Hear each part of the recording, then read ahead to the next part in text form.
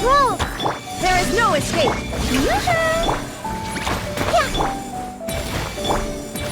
Commit it to memory! Yeah! This might hurt a little. Yeah!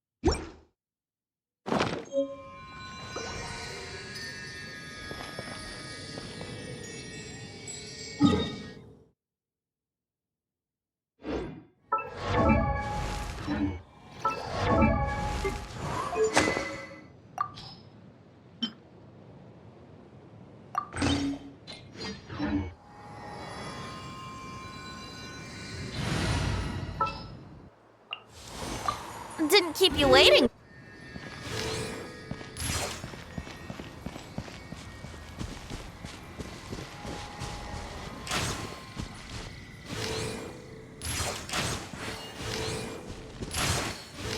Yeah.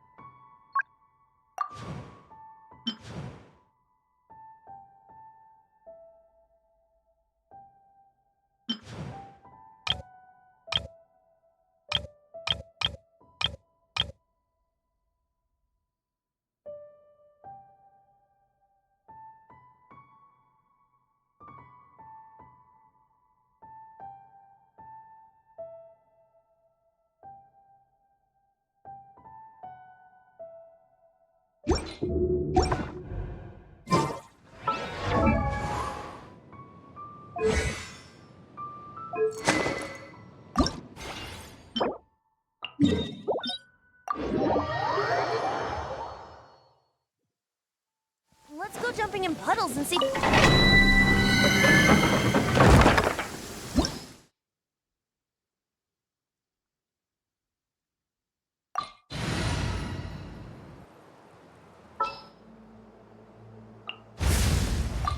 Ready to ride.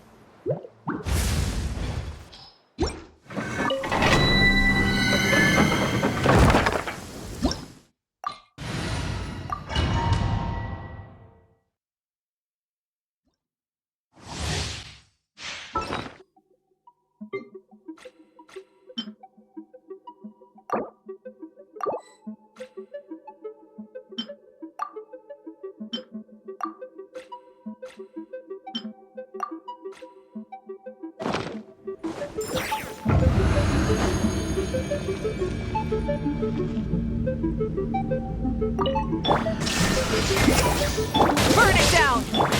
Shower me with praise! Time to shine! Here we go! Shine down! Think you can get away? Light it up! Let the world come alive! Yahoo!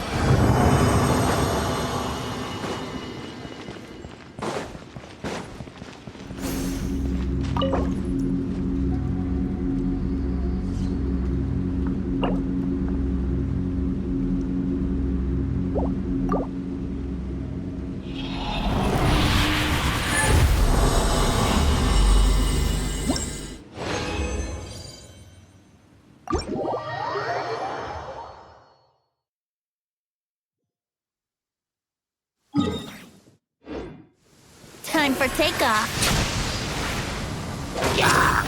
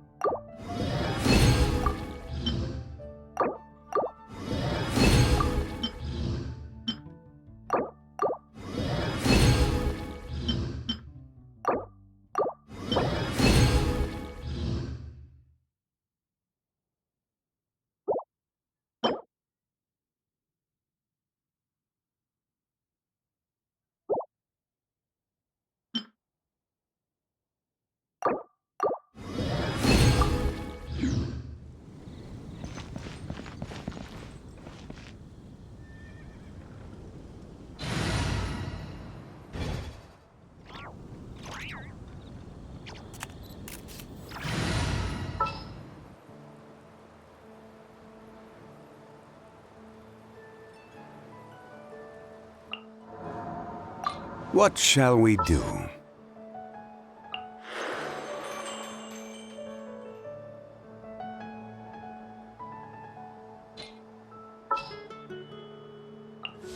Didn't keep you waiting, did I?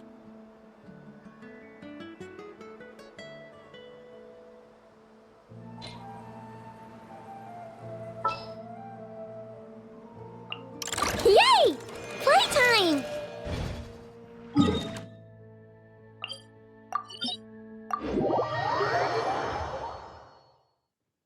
Let's go jumping in puddles and see who...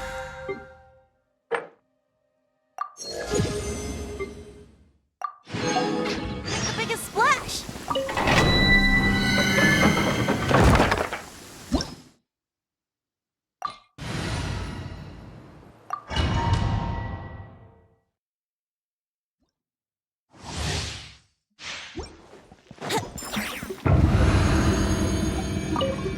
Let's play!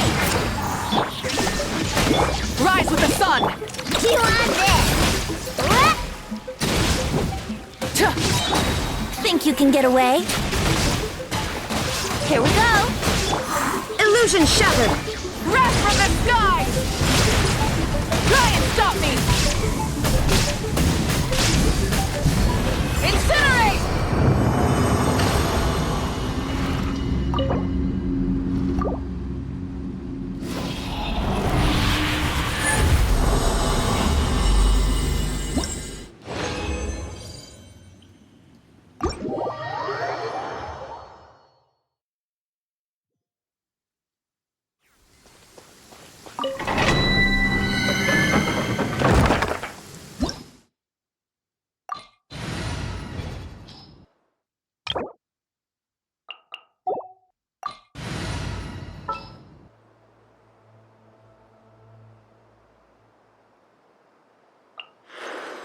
Time to broaden our horizons again.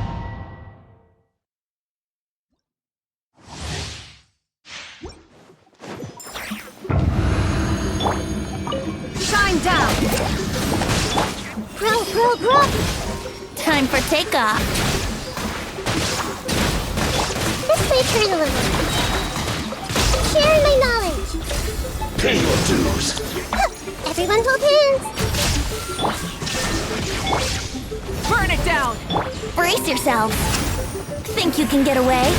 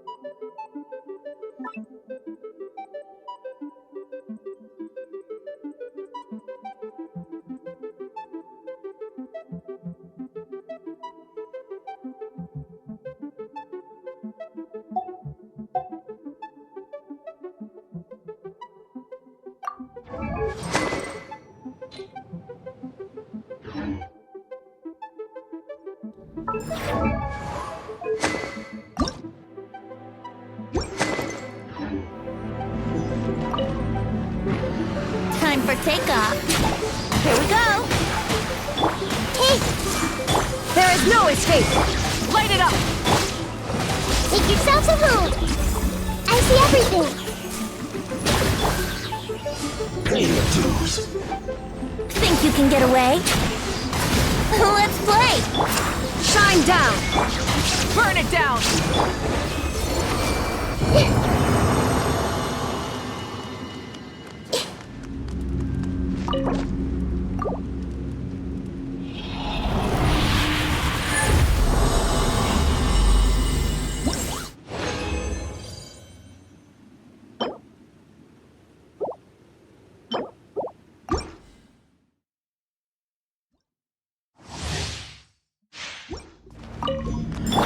Illusion shattered! Rise with the sun! Grow, grow, grow! The Temple of Wisdom! Time for takeoff! Brace yourselves! Pyroclastic surge!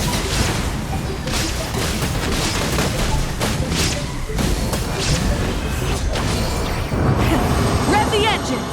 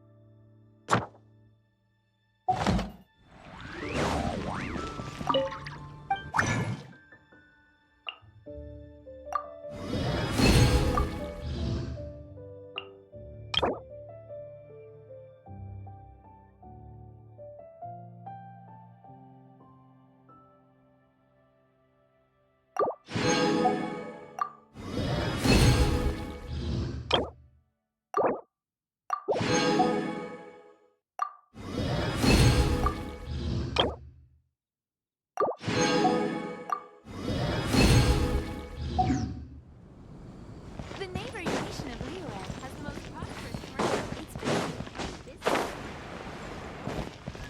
Add Astra.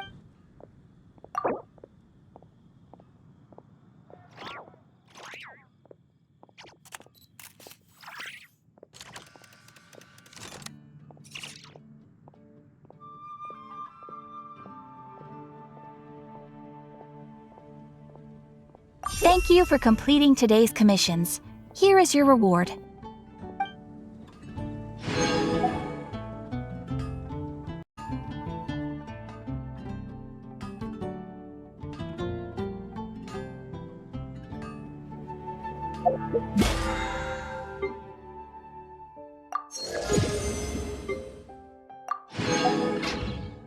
Right now, add Astra.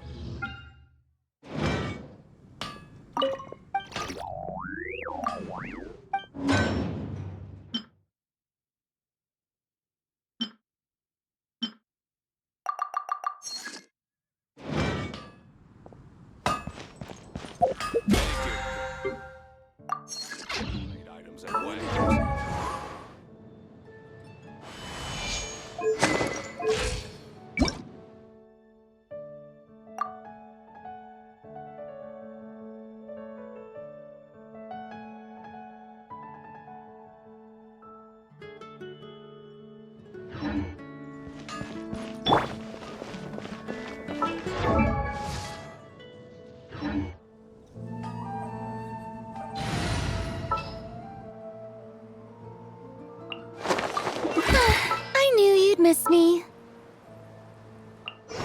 There's still a long road ahead.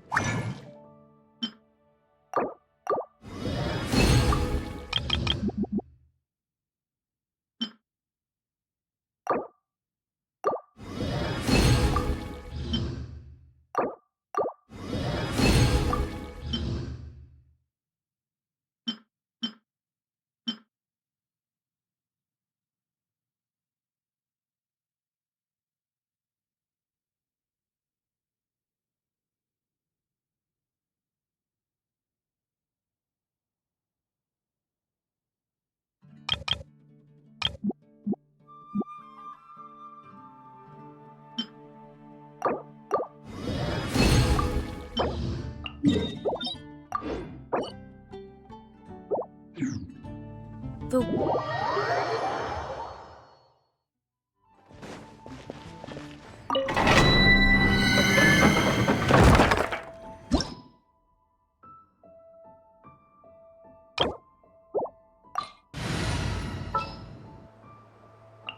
Ready for a rehearsal?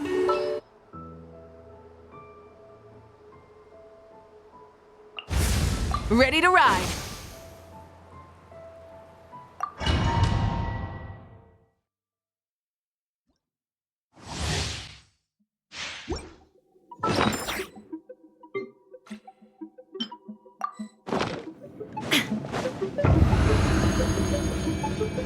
Shine down. Light it up. Committed to memory. Sharing my knowledge. Think you can get away? Here we go. Yeah. Yeah. Illusion shattered. Rise with the sun. Make yourselves at home. Can't run from death.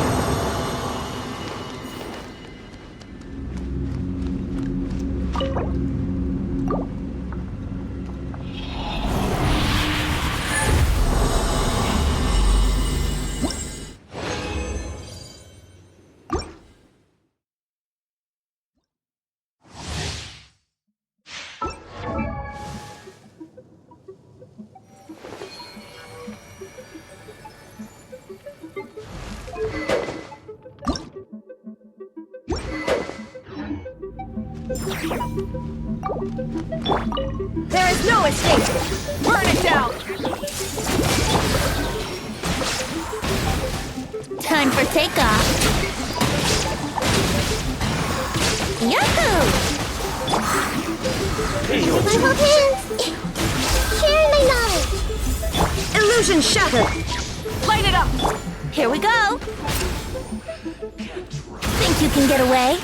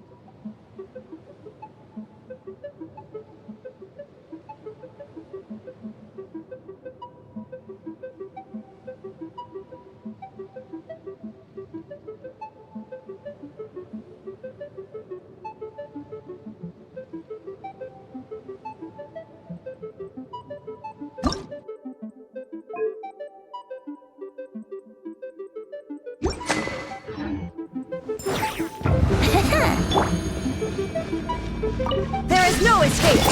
Rise with the sun! Hey! Make yourselves at home! Time for takeoff. Wrath from the sky!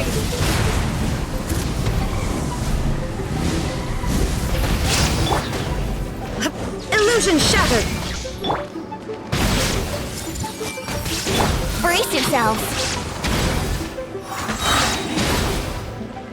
Think you can get away? Can't run. Shine down!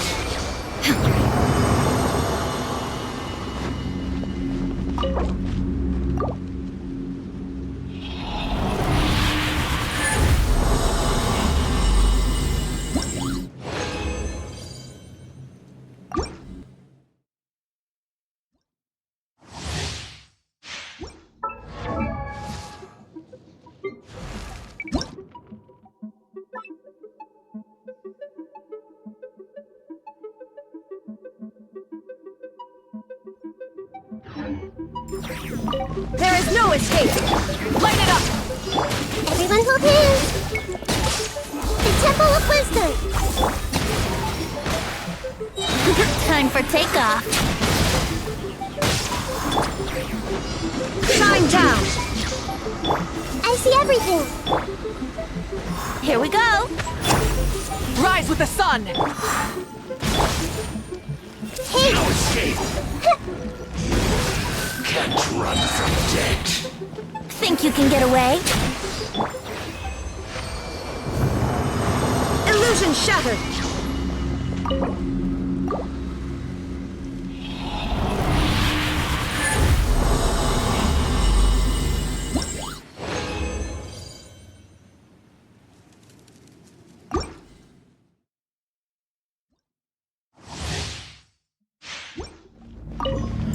Shine down! Pyroclastic surge! Everyone hold hands! Share my knowledge! yourselves. Time for takeoff. Illusion shattered! This may hurt a little. Burn it down! Yahoo!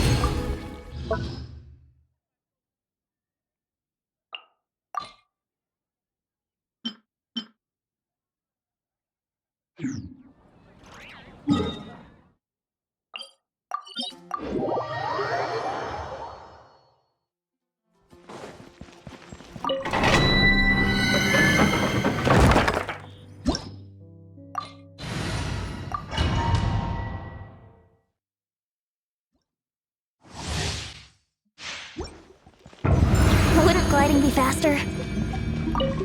Think you can get away? There is no escape! Light it up! Hey!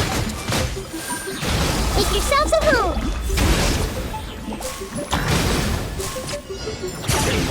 I see everything! Time for takeoff! Rise with the sun! Shine down!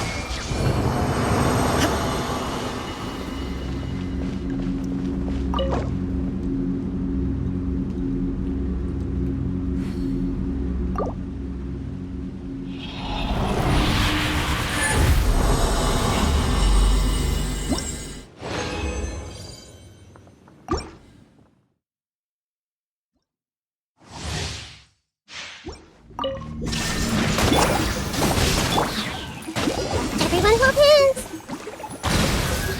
The Temple of Wisdom! Here we go! Think you can get away? Light of the blazing sun!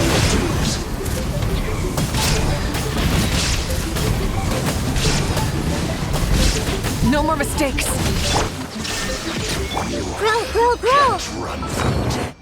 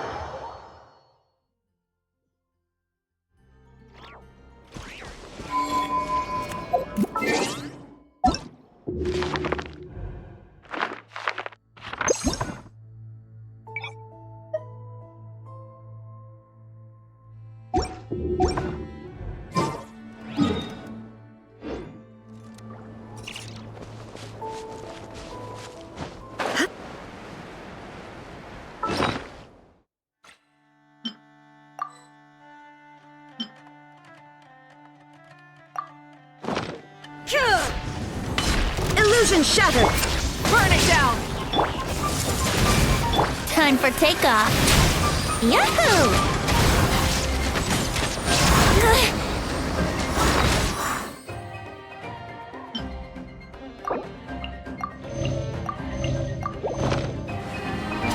Here we go. I see everything. Shine down!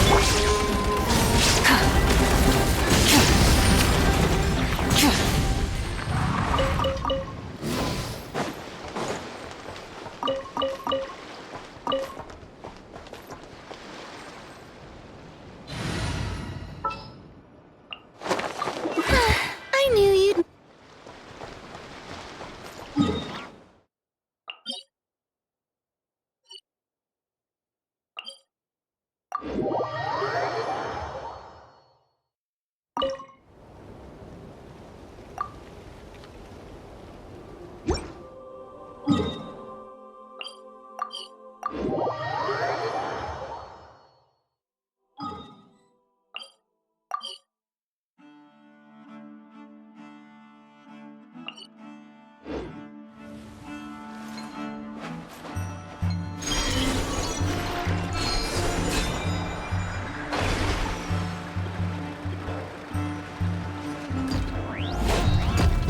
Rise with the sun!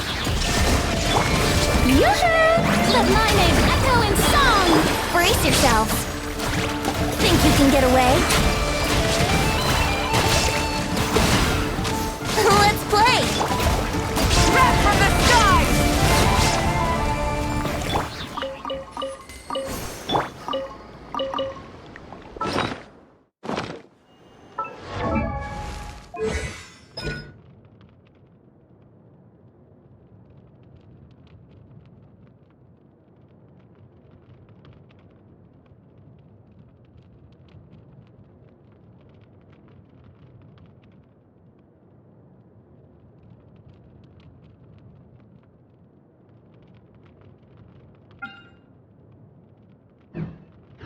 Many insects have a compulsion to follow the light.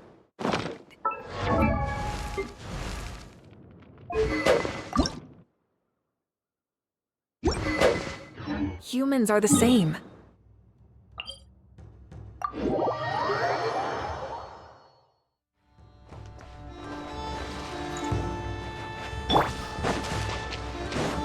There is no escape! Shower me with... Try and stop me!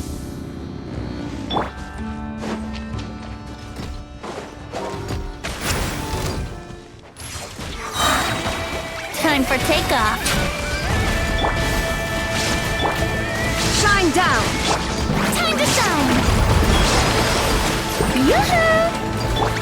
Burn it down! Brace yourselves.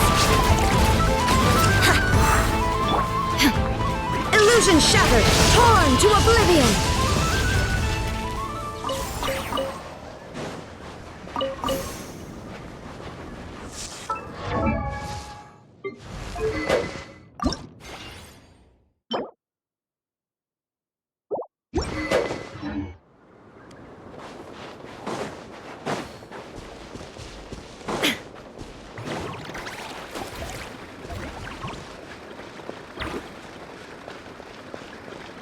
down!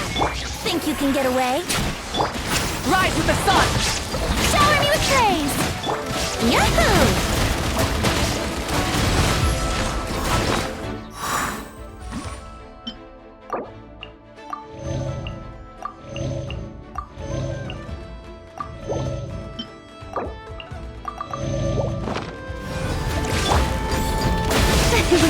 Let the world collide!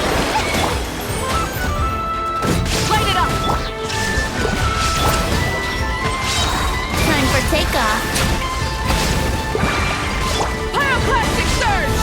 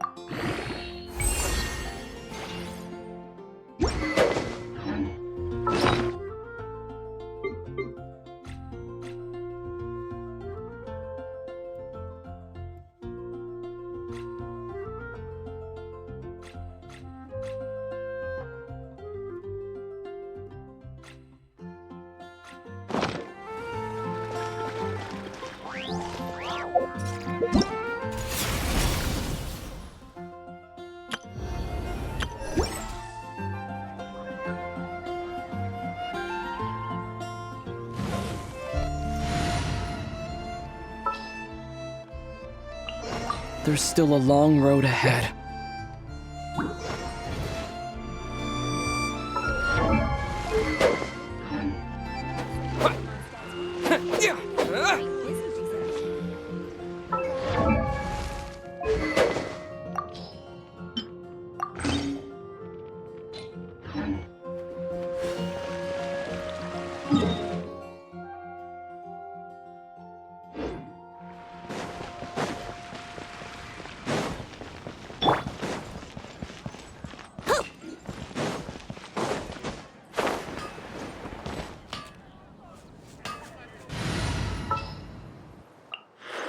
There are still so many places for us to explore.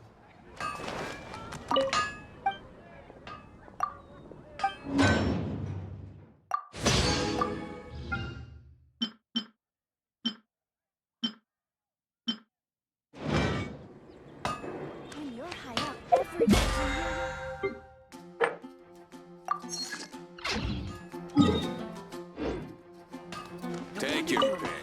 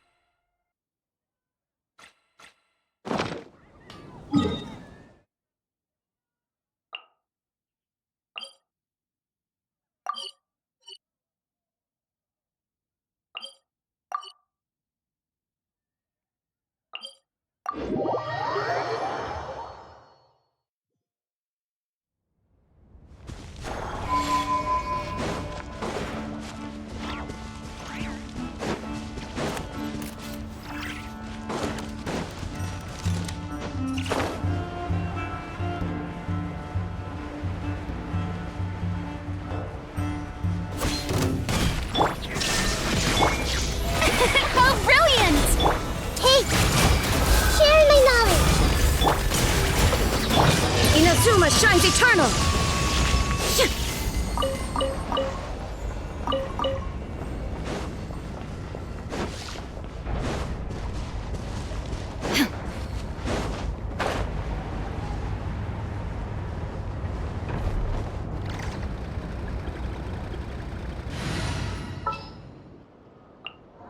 A walk would be.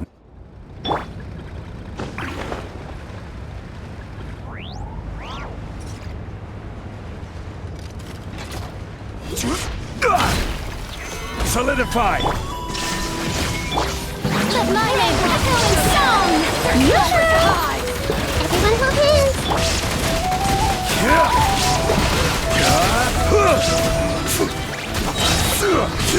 Order guide you!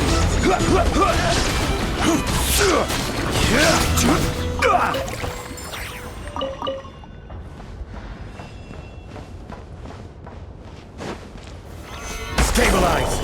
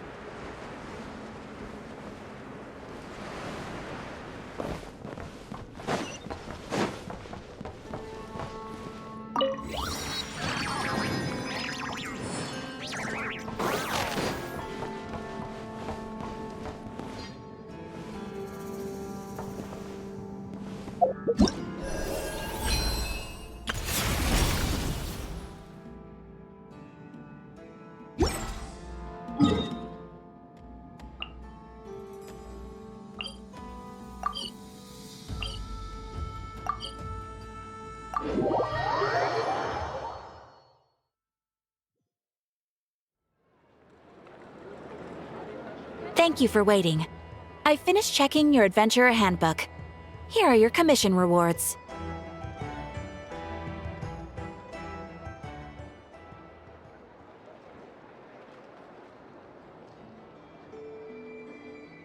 We have no other urgent commissions on the books at present. Thank you for all your hard work lately. Perhaps you two could consider taking a vacation.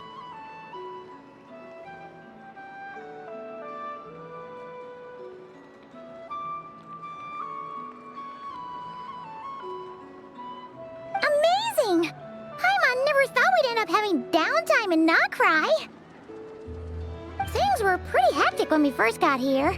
Everywhere you looked, it was either the Wild Hunt causing chaos or the Fatui stirring up trouble.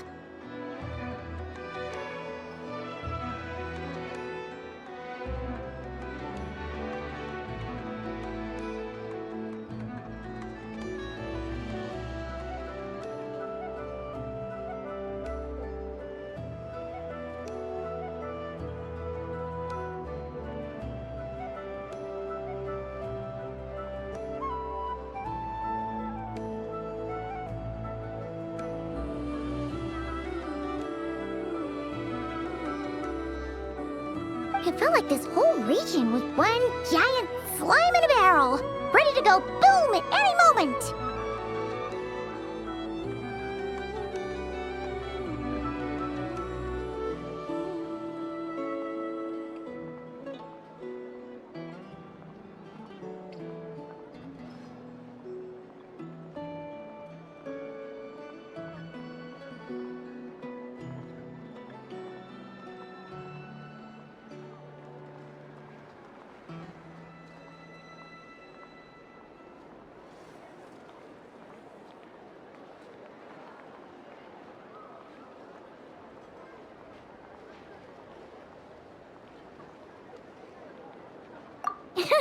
That's right! Another win for Tibet's top duo!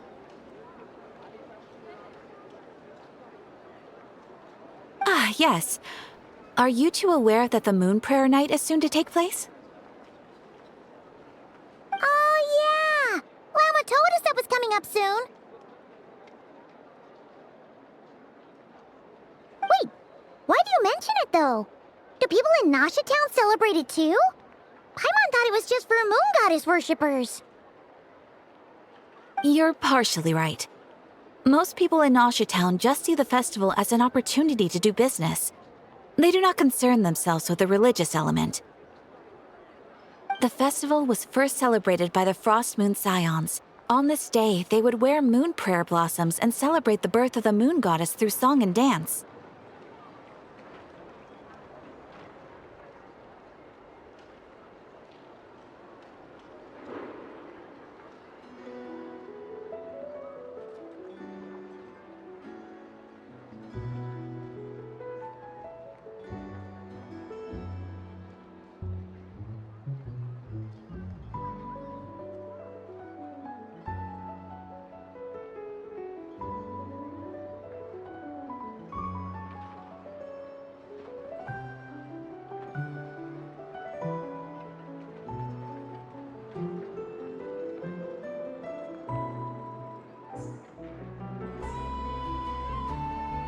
They would also prepare food and handicrafts and give them as gifts to others. Over time, it became Nodcry's most lively festival.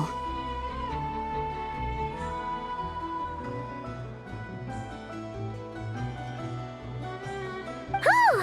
Sounds like fun!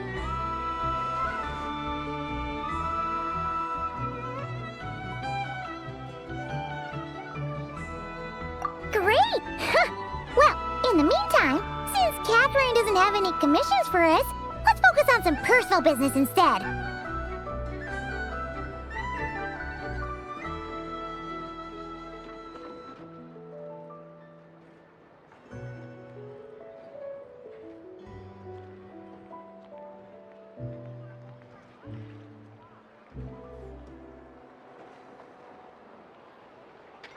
When we first got here, you mentioned that this was where your spaceship landed?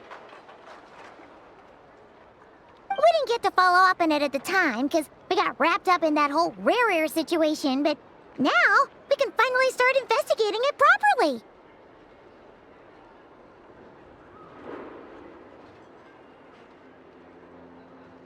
Well, there's a saying Paimon's heard around these parts, which goes, if you lift up a rock, you'll find something you weren't looking for.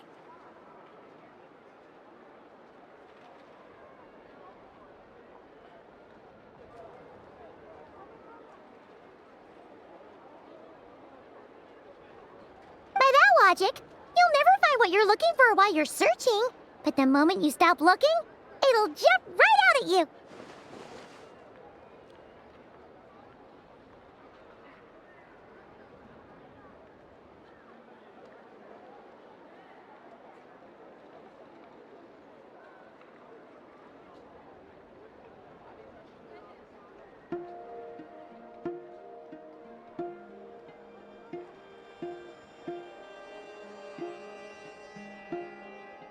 Could be worth a try though, right? Anyway, Paimon suggests we focus on other stuff we want to do for now, and just keep an ear out for spaceship-related intel as we go.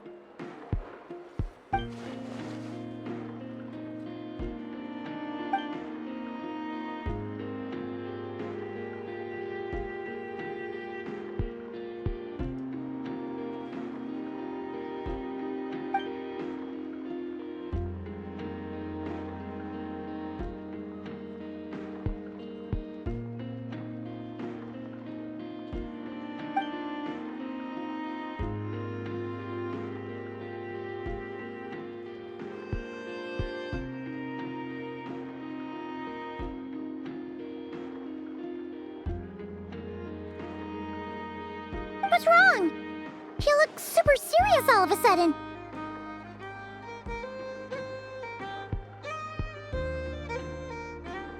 Huh? Paimon gets why you'd be concerned about Columbina, but what does the doctor have to do with anything?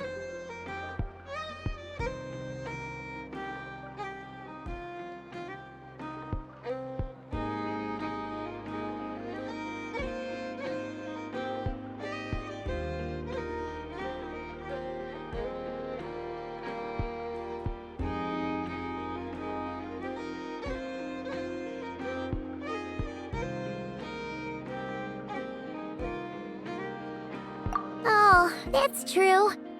And now that you mention it, We're definitely overdue for a showdown with the Fatui.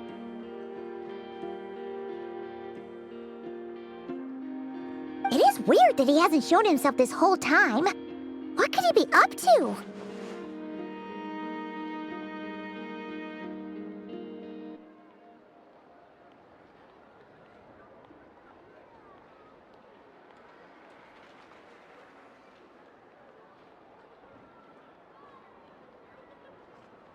True. Paimon would much rather deal with Marionette anyway. She says the meanest things, but when it comes down to it, she doesn't seem like a bad person.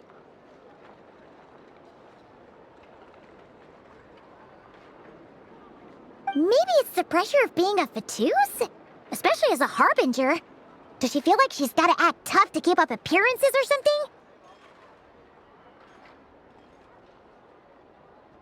But then, every time we headed out with Rarier, she always wound up having to repair Polonia and her other robots.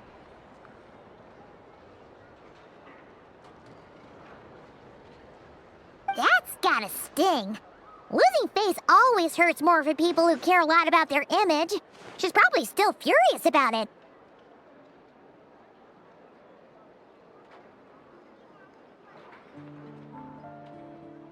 What? Relax! She's not even here! Huh? What's the matter? Oh, nothing. Sorry, we'll be on our way now. Where are we again? Oh yeah, Columbina? Right, yeah, let's go see Columbina.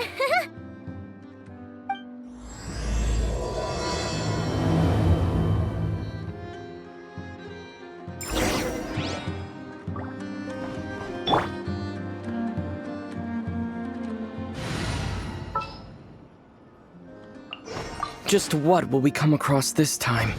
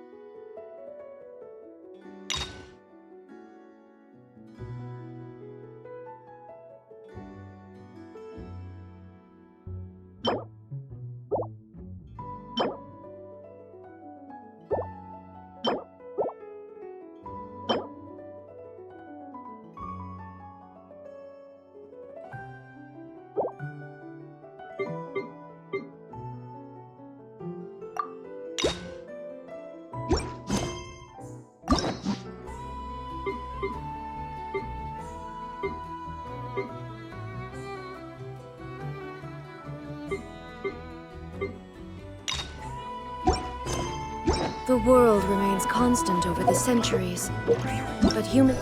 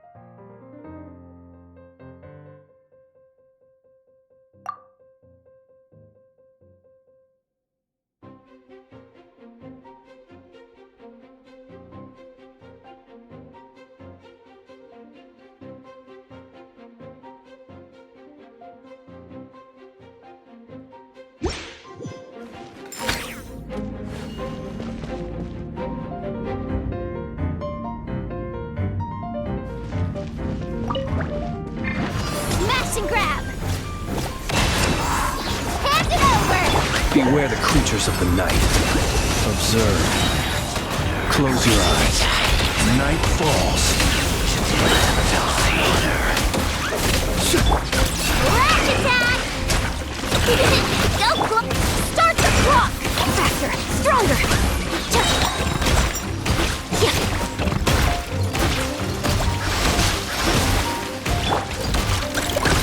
Look! A rainbow! I never leave empty-handed! You're my target! The long sleep beckons.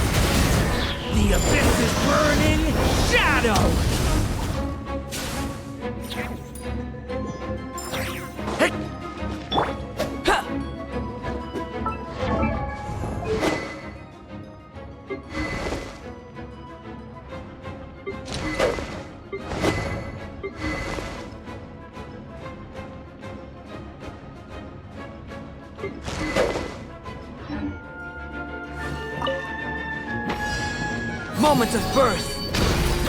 Burst forth. Teamwork is dreamwork! Get out of here! Take cover! Blazing delight! Boing, boing, boom! Dumpy, dumpy, boom! Stay back! A turning point in fate! Feel this ancient power. Come into being. Sparks and wow! Everybody stand back! Huh?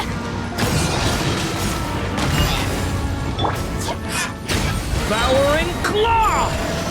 A lament for the end! Blow them all up! Witness my great undertaking! Live! I'm going in! Huh? Take cover!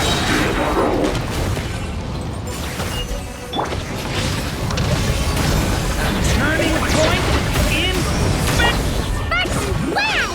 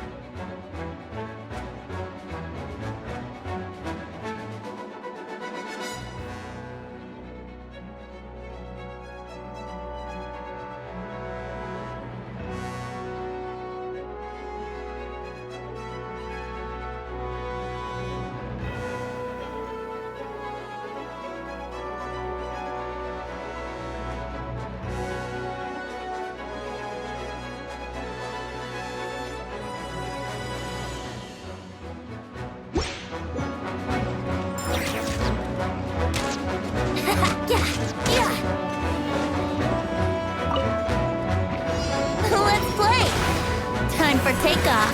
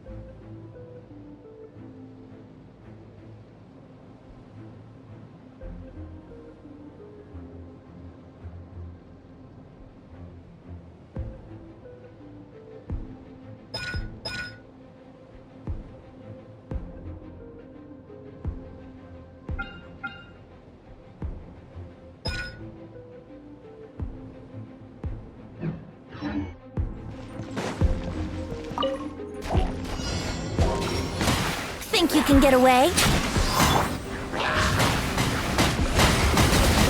The abyss is burning shadow! Truth keeps its course. We'll see if Teamwork is dreamwork! Get out of here! brace yourself. Time for takeoff.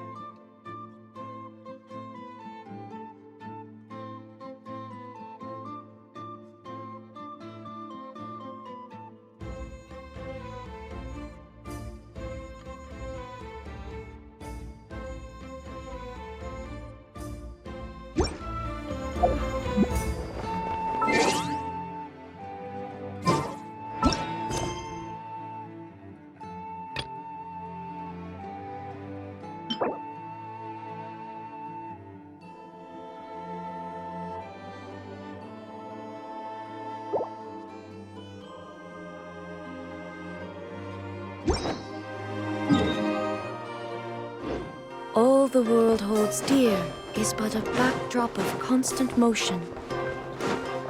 I stand before it, alone and unchanging.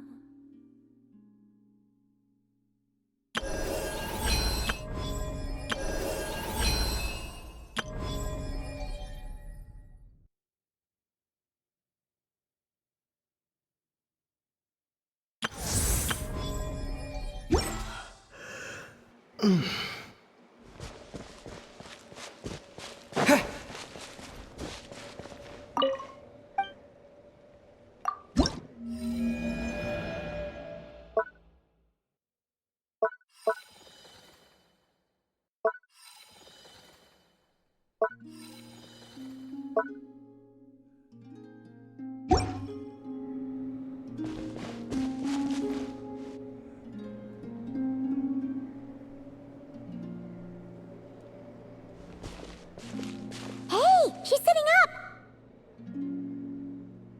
Is me sitting here a rare sight? No, we just thought you'd be resting.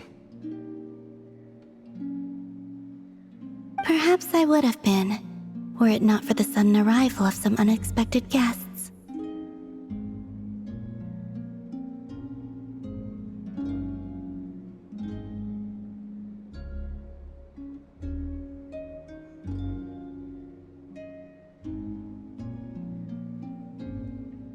Not that I consider it a disturbance.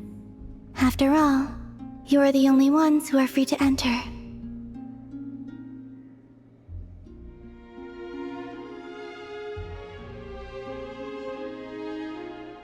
Would it not be a little unfriendly of me to lie down while we speak?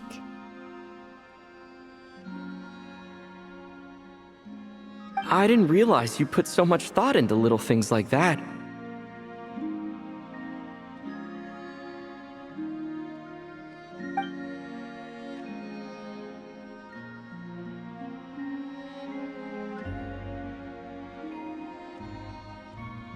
Only sometimes. There have been moments lately where I think about you and your companions.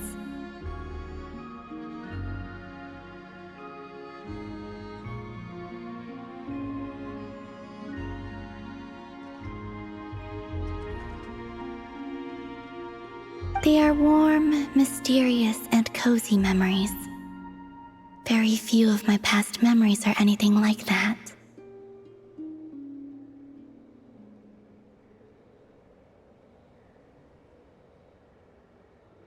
They say that travelers return home bearing bags full of souvenirs.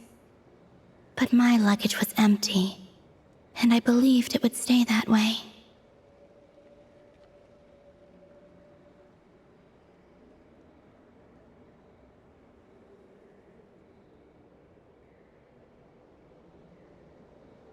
Return home? So, you're still planning on returning to the moon?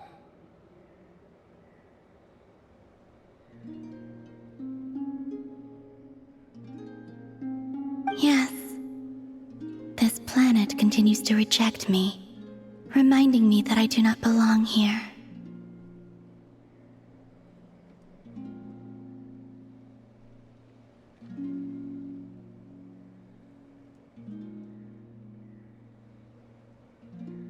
If I remain in Teyvat, there will come a day that I disintegrate. And I don't mean reduced to dust, or turned into food for the flowers. I mean, I will cease to exist entirely.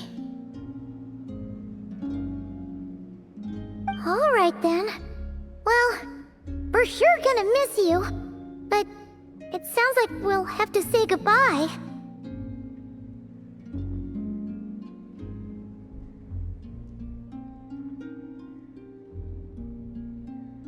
How do you intend to return? The moon prayer night is soon to arrive. On that day, the moon will be closest to Teyvat.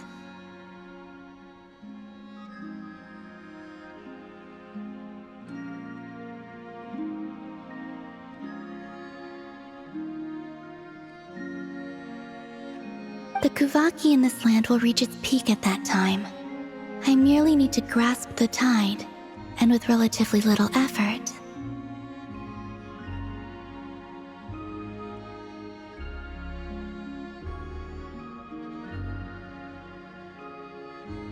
Oh, Paimon gets it! It'll work like a slingshot! You make it sound like she's gonna get blasted up to the moon. If I did that, I suspect I would crash into the false sky.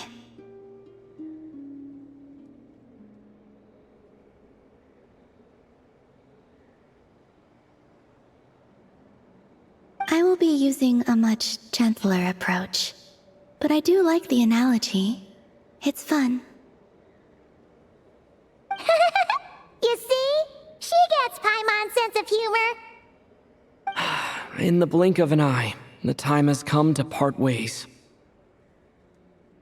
It does feel that way, doesn't it? Time seems to fly fastest when you are enjoying it.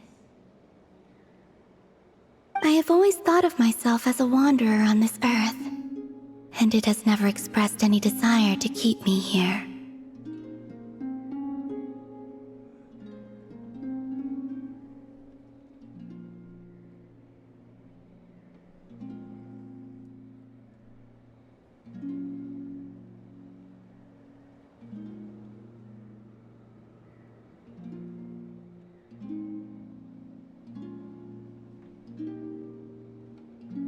Yet, just as I plan to depart, it tugs at my arm. Is this a gesture of affection? Or is the world mocking me?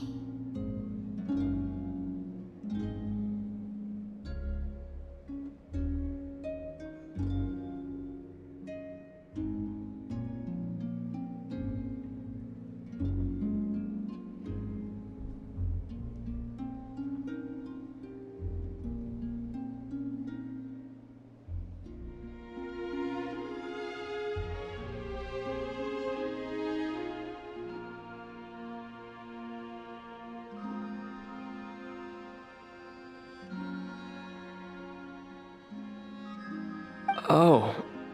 Were you hoping I can answer that? Yes. You are a traveler, so you must have a lot of experience in this area.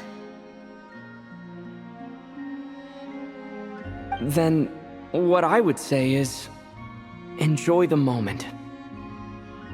That's right! Don't overthink it!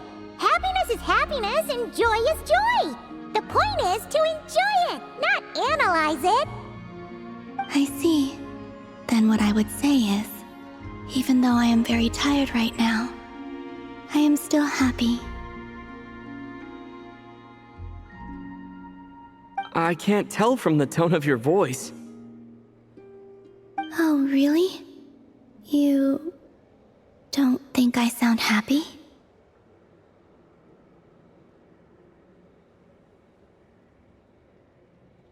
I'm just kidding. I could tell you were in a good mood today from the moment we saw you.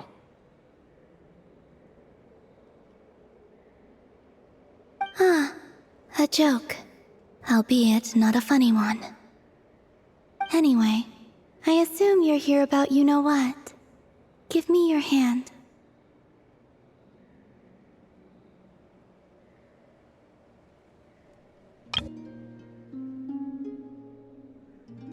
Actually, it's not that. There's something else we wanted to discuss with you.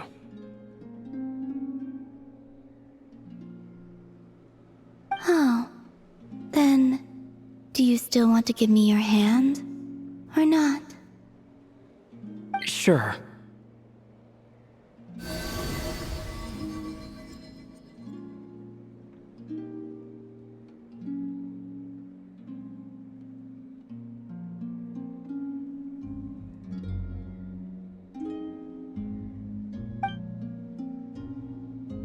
Thank you. So, I've heard that in the Moon Prayer Nights of the past, people here would hold celebrations in the Moon Goddess's honor. Since you helped so much in our fight against the Rehir of Solnari, I think you deserve a farewell party before you return home.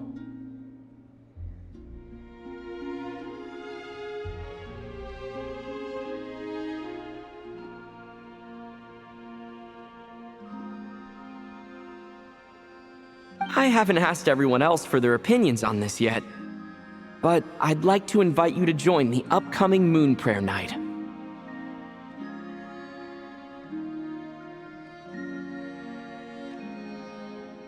I've never joined a moon prayer night before. I'm not sure what I would even do.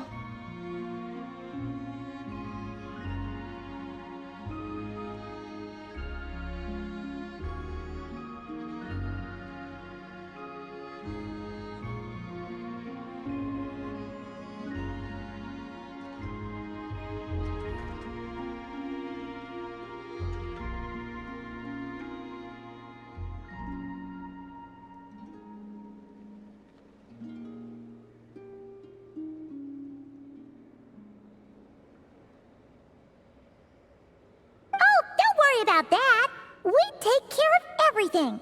All you need to do is show up.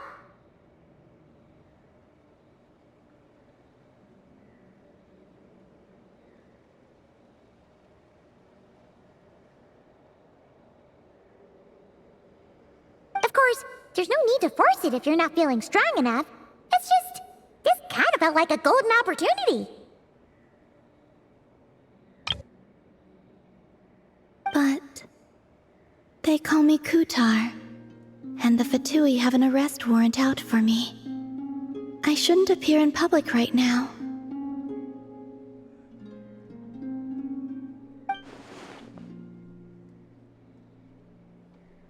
I'll make it work. You have my word. Yeah, we got your back. Well, he does. Paimon's actually not too sure what he's planning. All right, if you're sure. I will not refuse your invitation. I suppose it wouldn't hurt to pack a few more sights from this world into my suitcase before finally learning what my homeland looks like.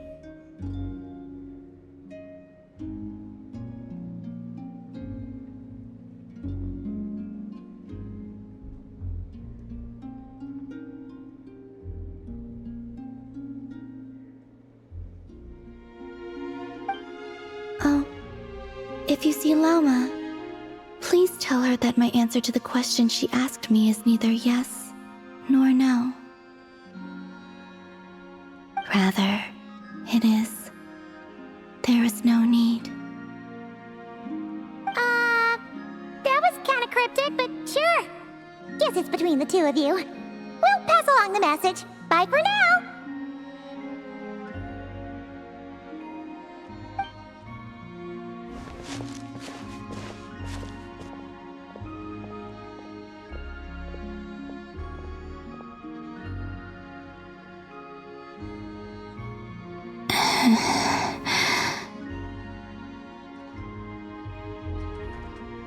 And also, I do not know.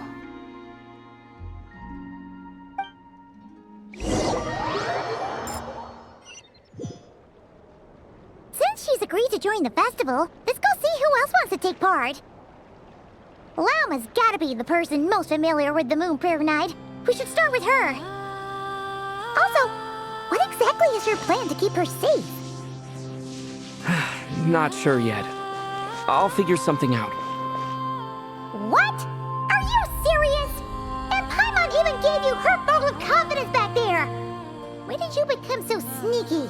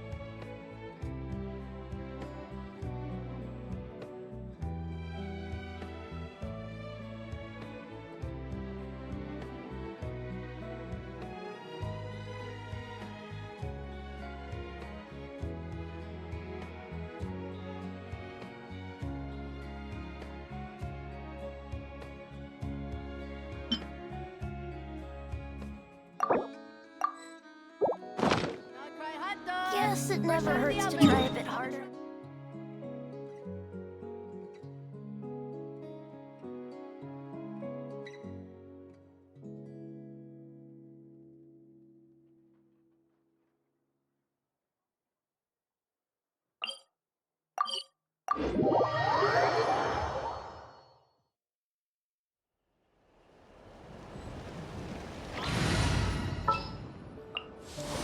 Didn't keep you waiting.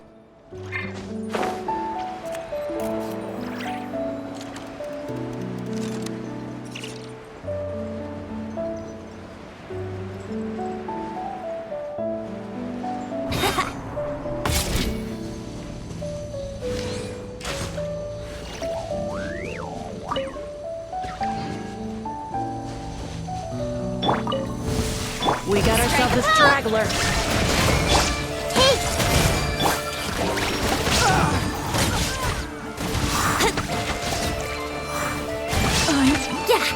Here we go! Everyone hold hands! Think you can get away? Illusion shattered! Yoo-hoo! Time to shine! Save yourself. Hey! Brace yourselves! Indulge. Send.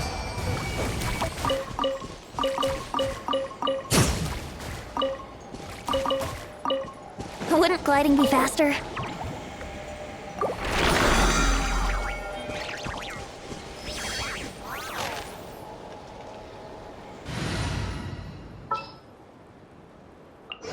There's still a long...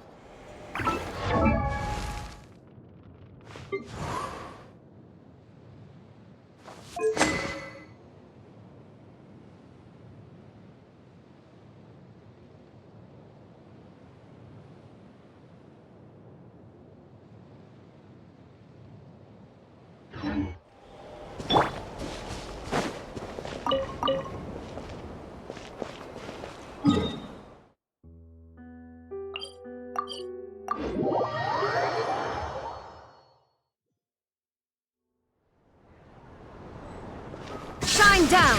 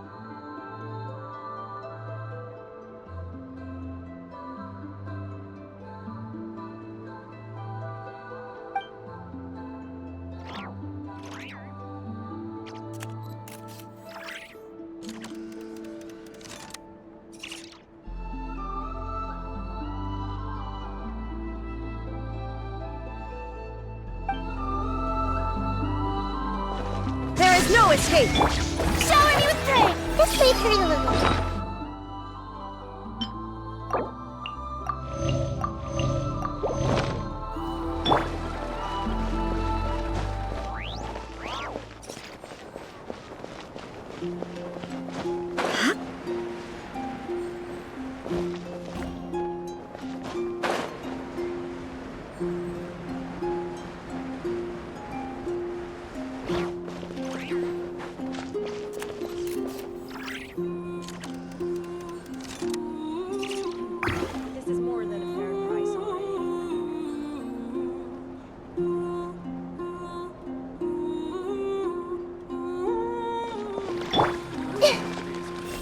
everything!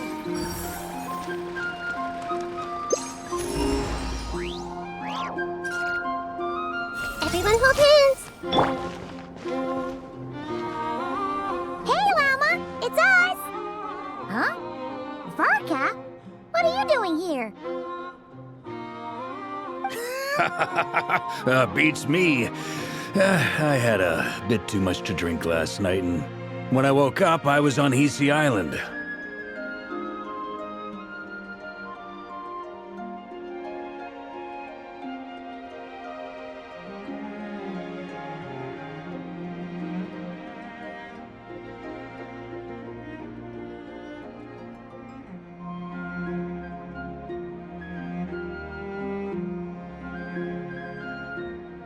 Mr. Varka is helping to oversee Nasha Town's preparations for Moon Prayer Night.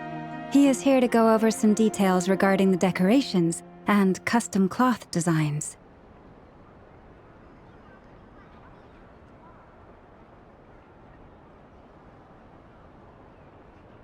Right, yeah, that too. What do you mean, that too?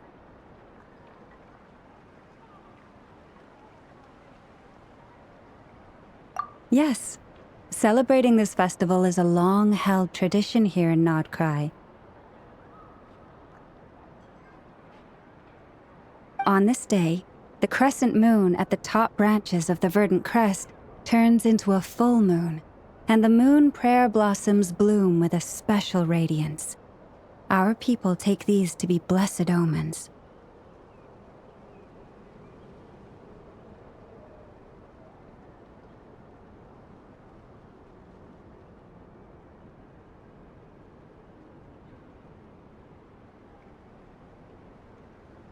It's an especially welcome event coming off the back of all that nasty business with Rare. Everyone got put through the ringer recently, and now they're looking to turn their fortunes around.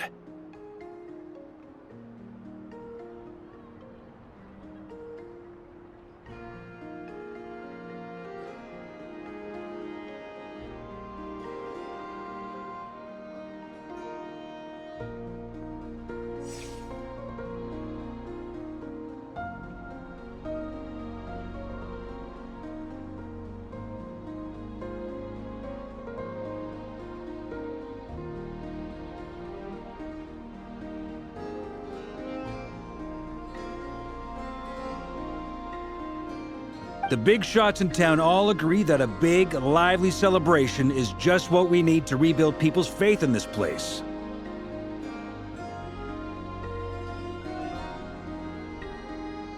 No wonder Catherine said the people weren't so bothered about the religious element.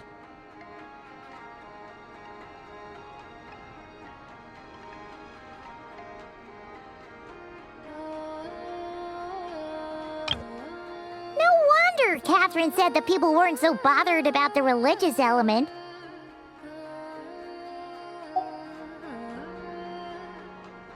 That's right. It's become more of a local custom by this point. The celebrations have little to do with whether the religious stories behind this event are true or not.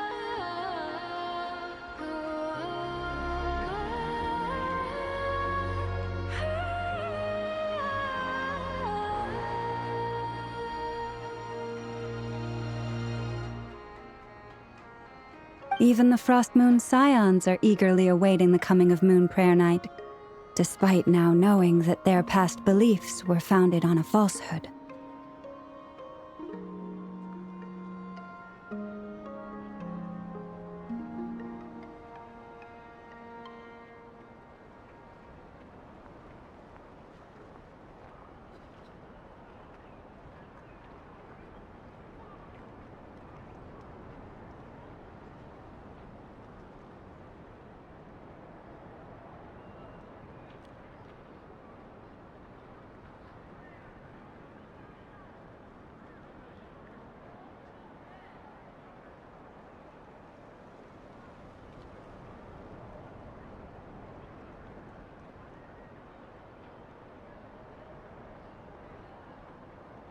That's fair.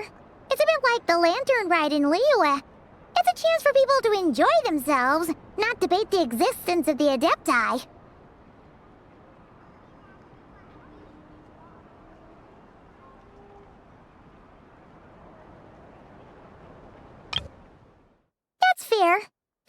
the lantern ride in Liyue.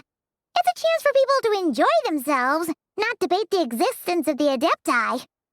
Even the Frost Moon Scions are eagerly awaiting the coming of Moon Prayer Night, despite now knowing that their past beliefs were founded on a falsehood.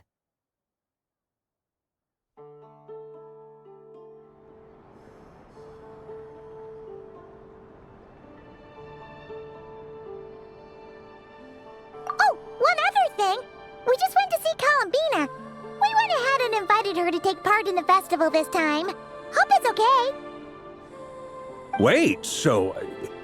you mean she agreed to it? Huh. That's quite a surprise.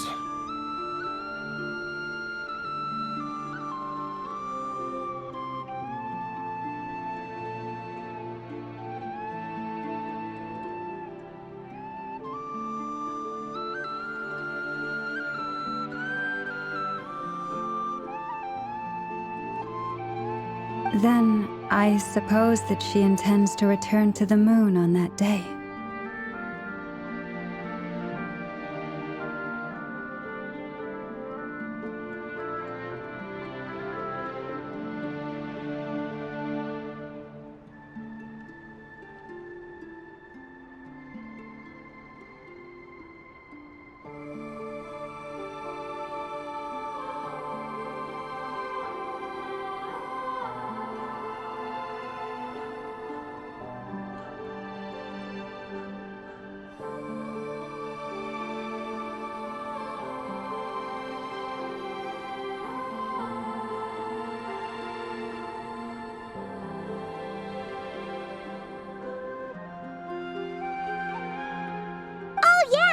It's kind of a complicated process, but basically, it's like a slingshot.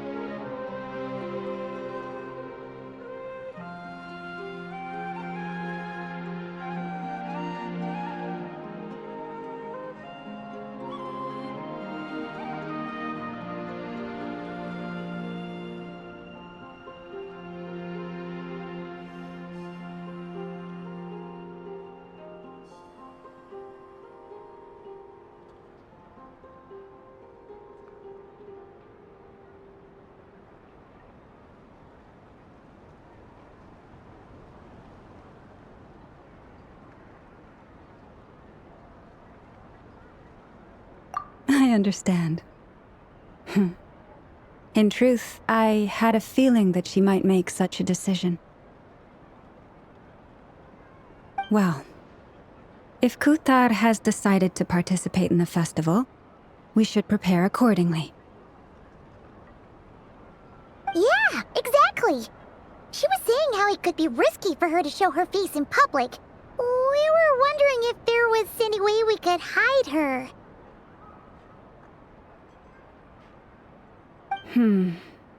Unfortunately, the people who carved the statues did an excellent job of capturing her likeness. It will be very challenging to hide a goddess whose face everyone is so familiar with. Darn! We may have bitten off more than we can chew here. Nah, don't sweat the small stuff. We can handle that. Huh? Are you saying you have a plan?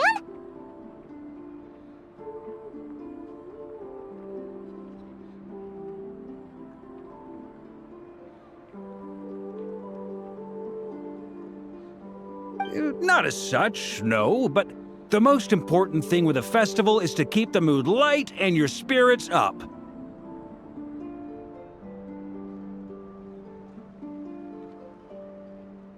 You can't go preparing for a festival with those long faces. You'll never convince anyone to enjoy themselves.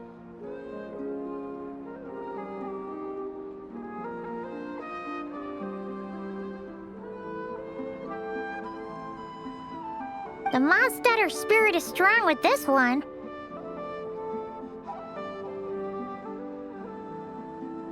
As it happens, I agree with Mr. Varka.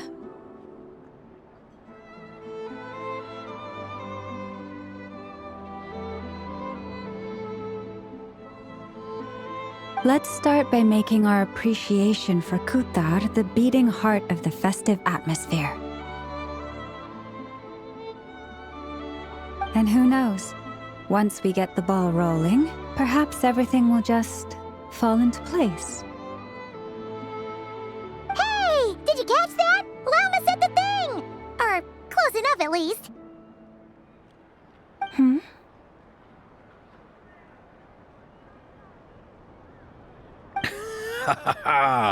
I'm looking forward to the Moon Prayer Night already. We have a festival in Mondstadt called Windbloom, and you can always tell which couples are celebrating it for their first time by the smiles on their faces. Big, beaming smiles like their whole face is glowing.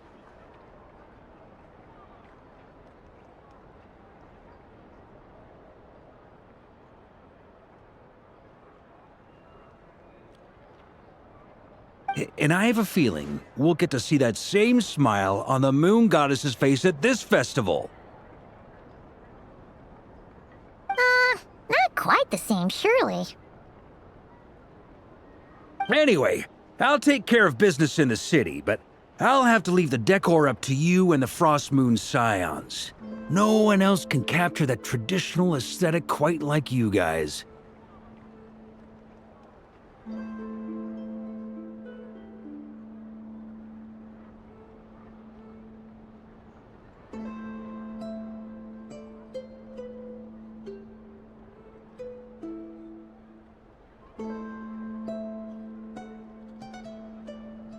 But lastly, there's the final key element that brings the festival to life: companionship.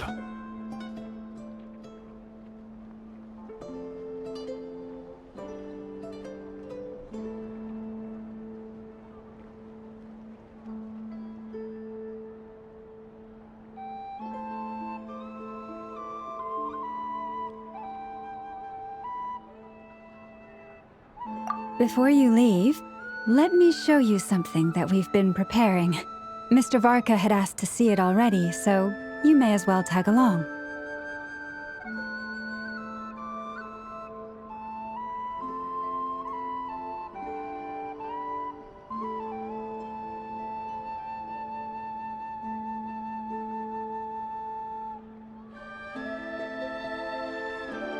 Also, I have some further questions about Kutar's decision.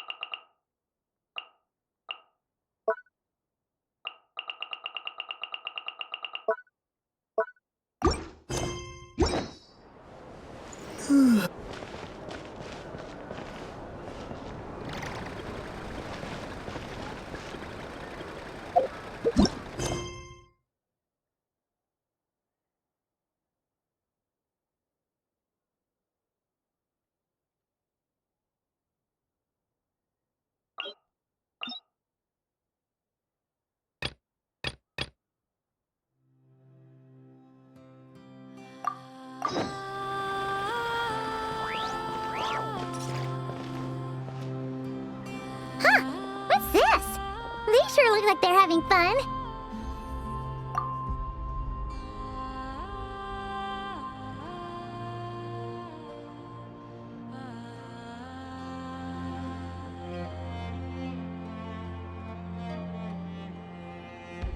I believe so.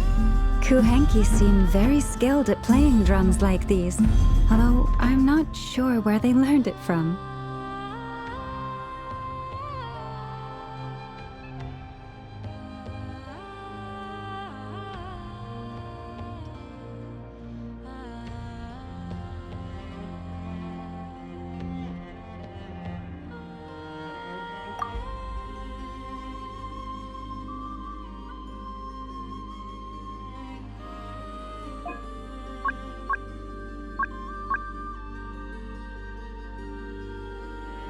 Paimon coming in! Paimon coming in! Is this level okay? Can you hear Paimon? Paimon coming in! Paimon coming in! Is this level okay?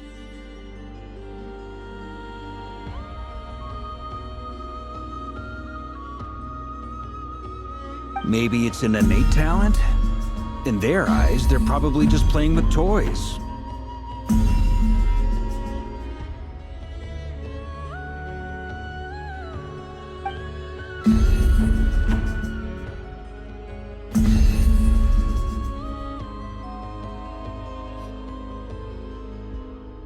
Wanatar! You wanna play too?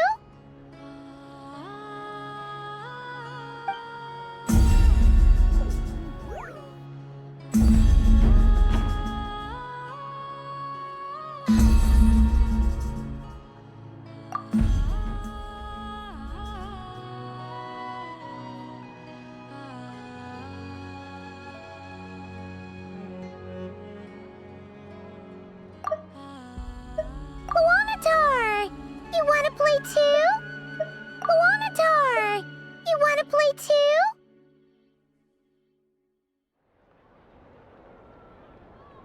Yeah. She looks more confused than anything.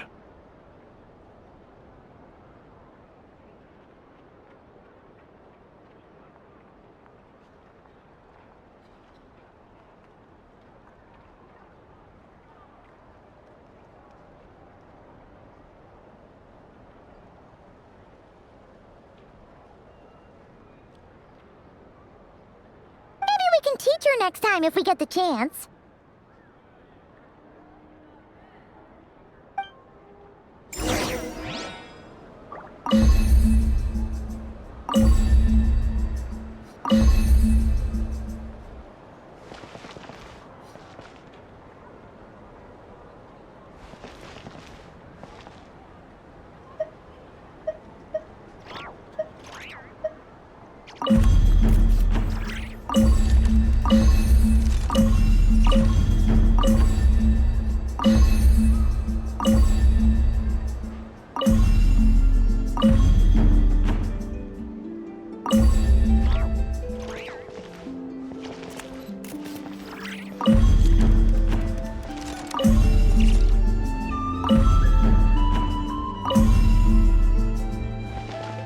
What are these floaty things? Moon veils. We hang them from buildings in the city during the festival. When you look at the sky through them, it creates a lovely misty effect.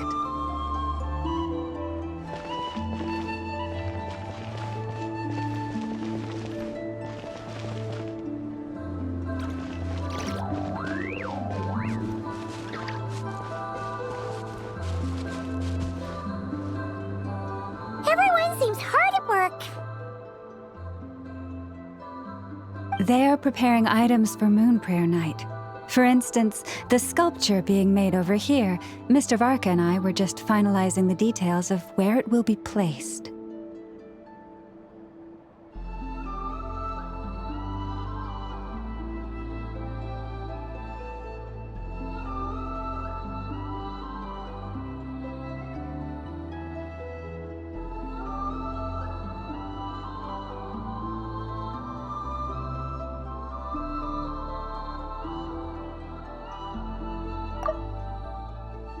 They're preparing items for Moon Prayer Night. For instance, the sculpture being made over here, Mr. Varka and I were just finalizing the details of where it will be placed. Ah, there she is. I didn't know the finished article would be so large. Not to worry, though. All the necessary arrangements have been made. Just let me know once it's ready, and I'll get some people to ship it over. You have my thanks. And over here, we are preparing a very traditional confection. Oh, look at all these colors! It looks great! Can Paimon try one?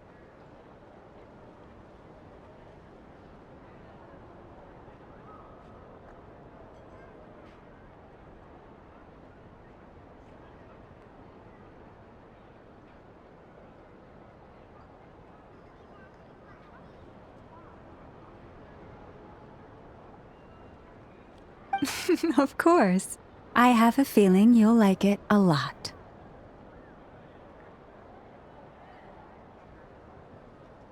You bet! Sweets and treats are Paimon's favorite! If you included those in the Feast of the Moon, I bet Paimon would have joined the Frost Moon Scions by now.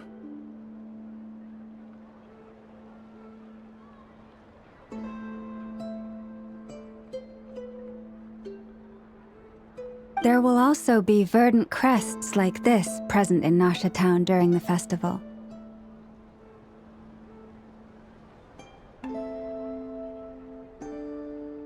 The timing of Moon Prayer Night is not completely set in advance. We make a rough estimate, then observe the changes in the verdant crests and moon prayer blossoms to guide us.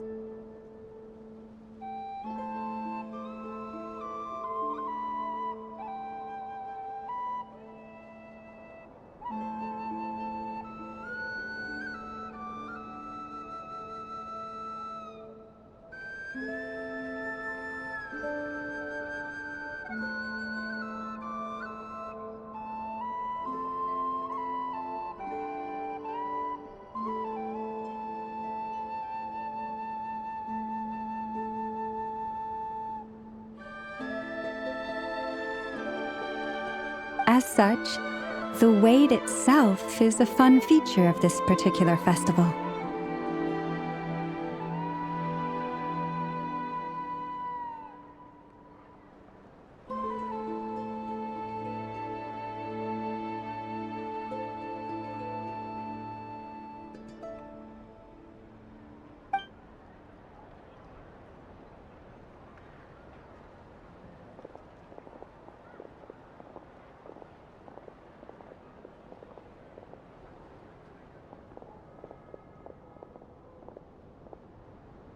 Let's talk here. To tell the truth, I am very surprised to hear that Kutar is willing to participate in the festival. I once asked her if she'd be willing to stay with the Frost Moon Scions. I could introduce her to everyone, and we could be a family to one another.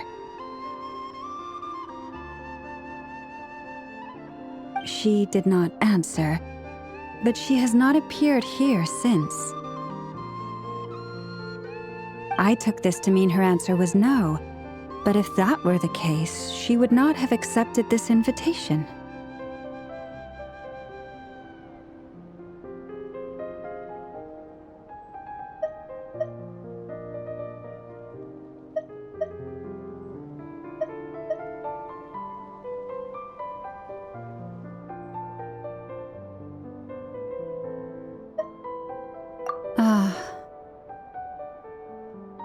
I see. Maybe she is right. Maybe the Frost Moon Scions of today no longer need a moon goddess. But my wish was not for her to come here and be worshipped as a deity. I simply wanted to offer her a place to stay.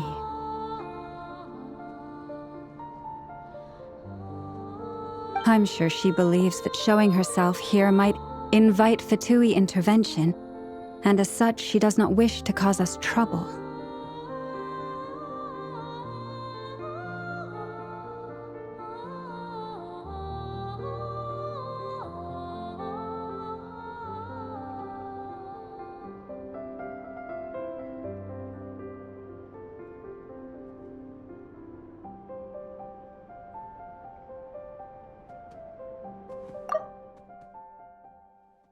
I'm sure she believes that showing herself here might invite Fatui intervention, and as such she does not wish to cause us trouble.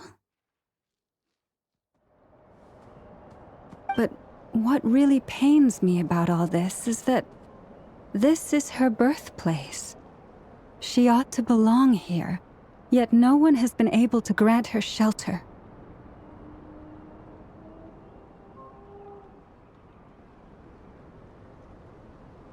I think I'm qualified to weigh in here. When someone's about to depart on a long trip, what they need is blessings, not burdens. We should wish her the best, not make the journey harder than it already is.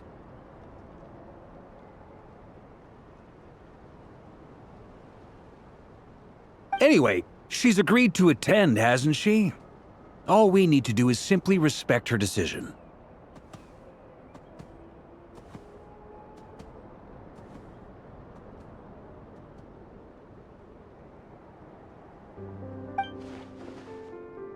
I see your point. Yes, she will soon depart after all.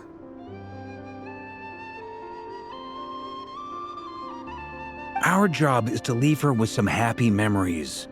Besides, who's to say her journey to the moon is a one-way trip? It's not like she can't come back and visit if she wants, right?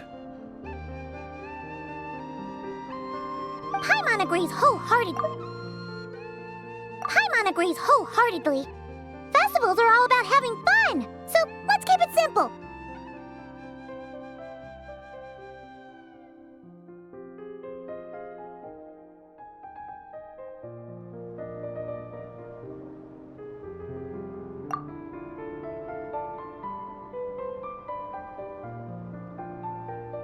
All right, I'm gonna head back to Nausea Town soon. Wanna come with? I'm guessing you have some other folks to visit there.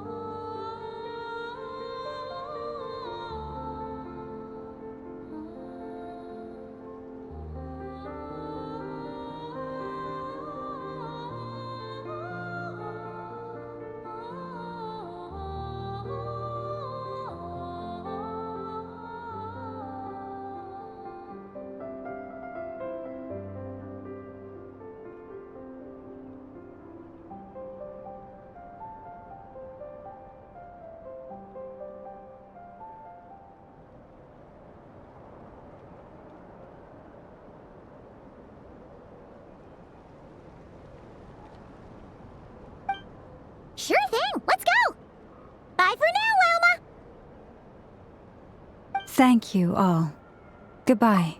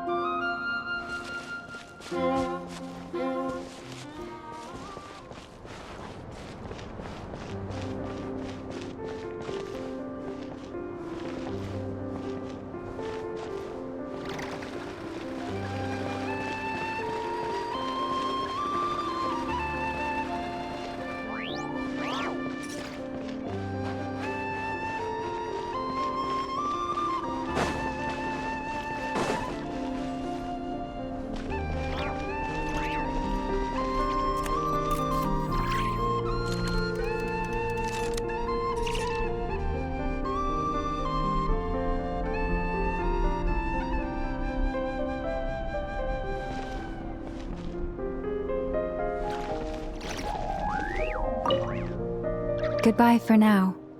I look forward to the festival.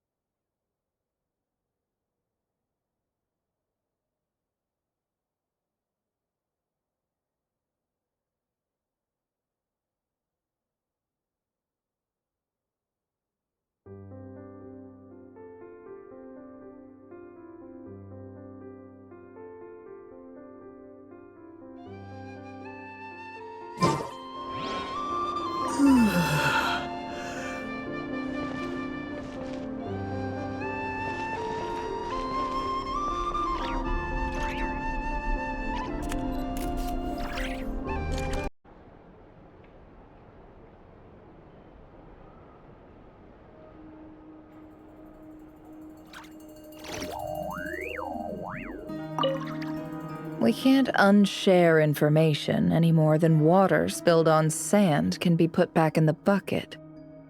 I'll just have to balance the books some other way. Please, boss. There's gotta be another way. Who knows? Depending on what they find, maybe this will work in our favor. Please don't find me.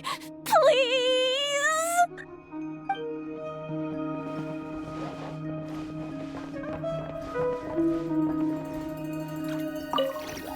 We can't unshare information any more than water spilled on sand can be put back in the bucket.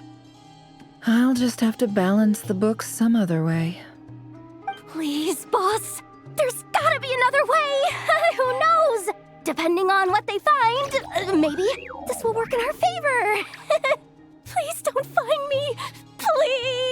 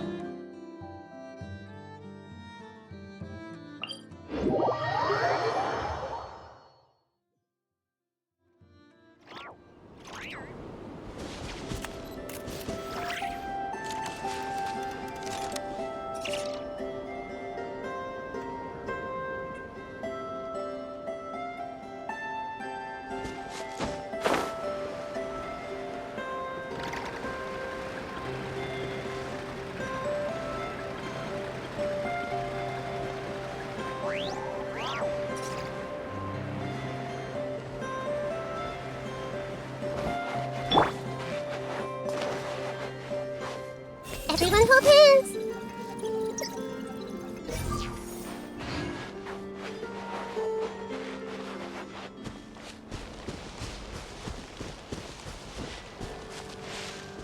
This may hurt a little.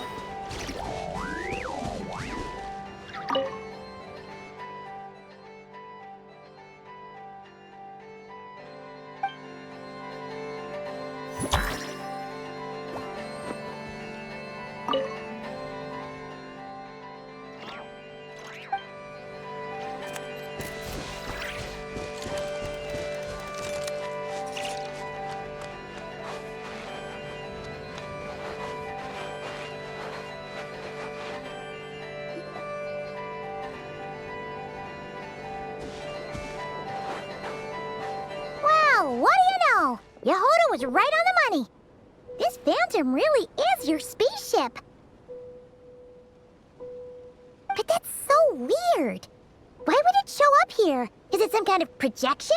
Or A ghost! Like, maybe it no longer exists, but somehow it left an afterimage?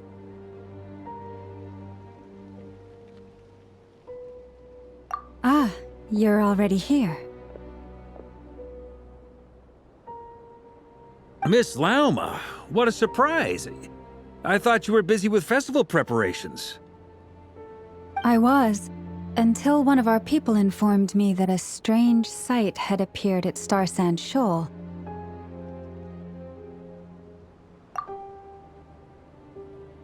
No one's ever seen something quite like this before. I thought I should see it for myself.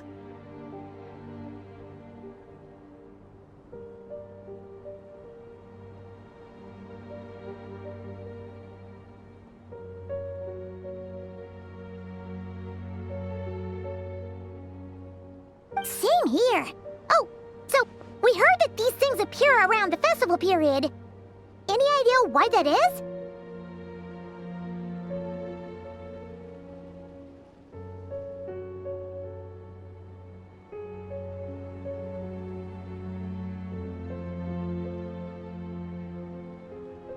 Unfortunately not. We have very limited information about them, since they can't be interacted with, and no human phantoms have ever made an appearance before now.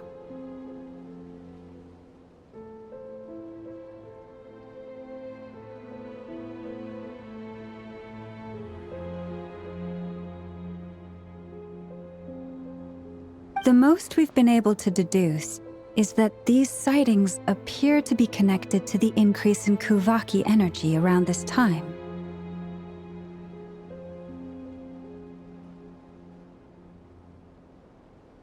Yeah, seems like that's all we can do. This is all so confusing. Allow me to lend you a hand.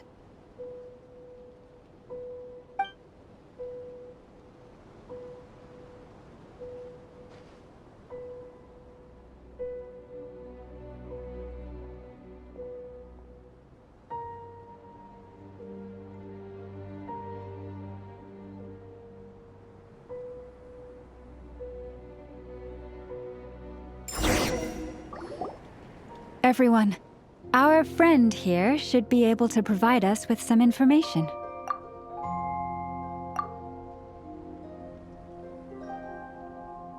Is that a phantom rhymehorn deer?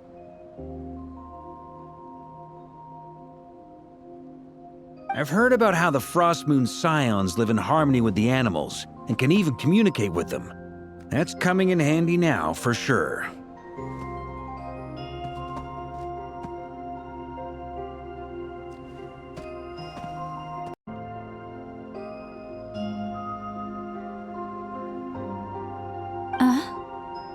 Okay.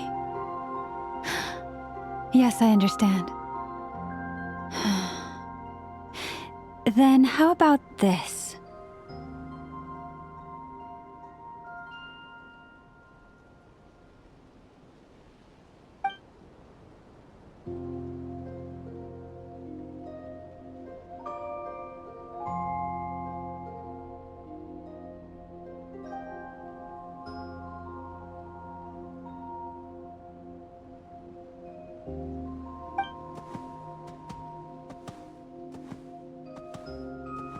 Oh, it's leaving.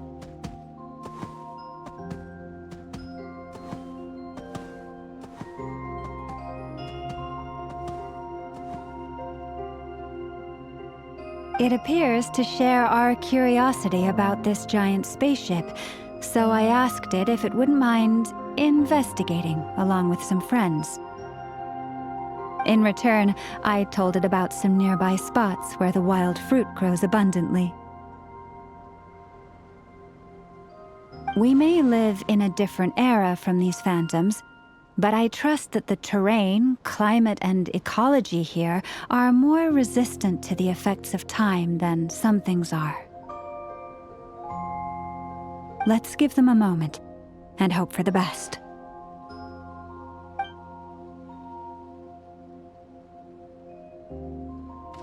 All back together? Must have been a lot of fruit.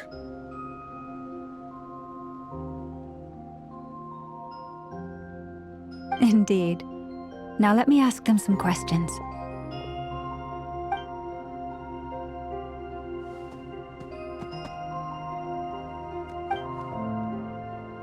It did find a lot of wild fruit, enough for them to feast for a long while.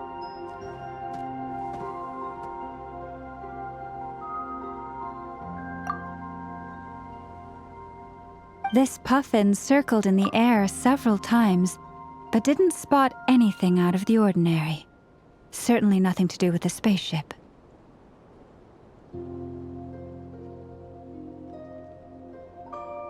Huh. Well, it definitely makes sense to get a bird's eye view. Indeed. Other than that, I was also thinking that the world these phantoms see is also different from ours.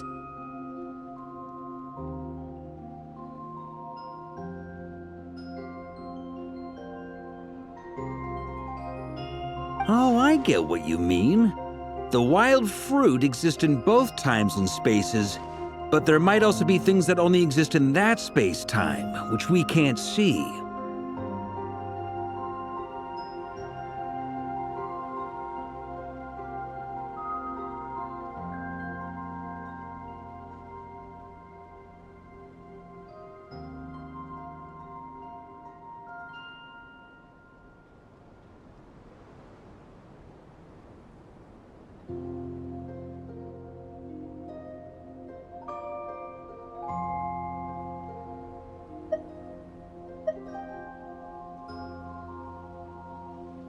Good point. Great thinking, Llama. Blunthorn rhinos can use kuvaki to shift great rocks, but this one says it couldn't get that ship to budge by even an inch.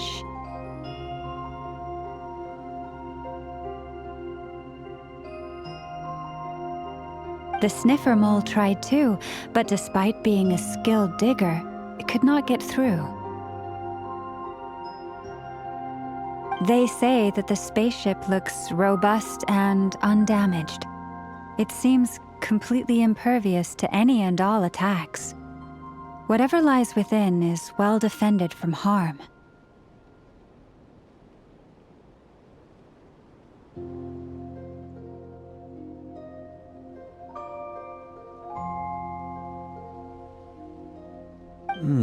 So, just like us humans, there was nothing they could do about this spaceship either. Yes, still, they deserve our thanks. We are grateful for all your efforts, dear friends. Now go, and enjoy your feast.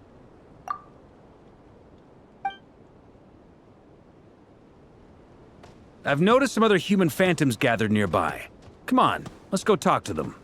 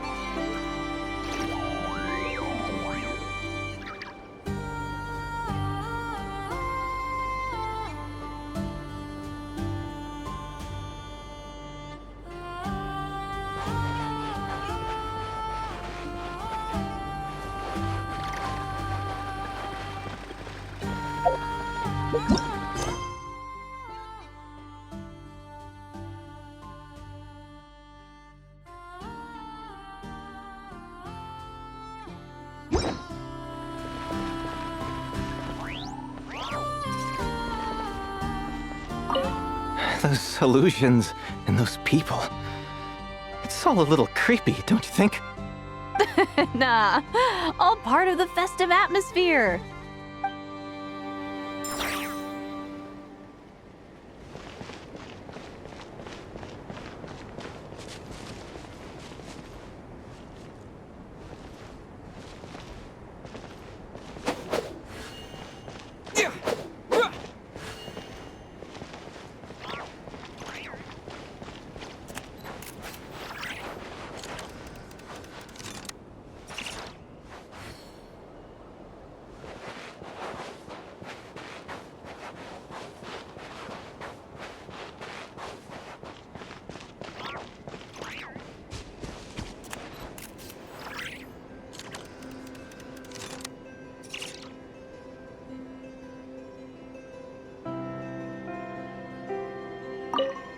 Have you ever seen anything like this?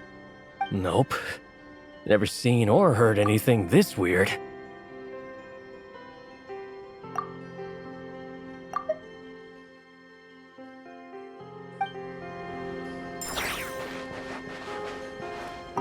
Have you ever seen anything like this?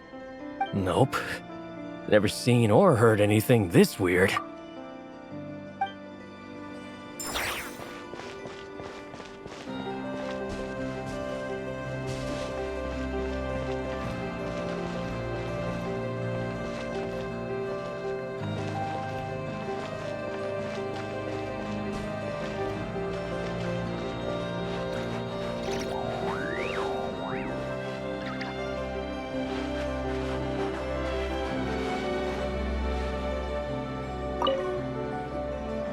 What is this thing?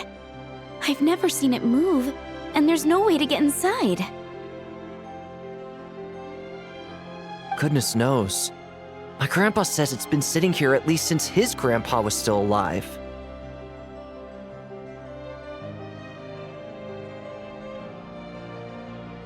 What about his grandpa? Did he say anything to your grandpa's grandpa about it?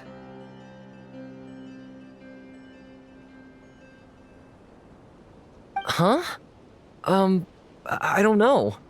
In all likelihood, it was here back then too. Hard to imagine something this huge could move.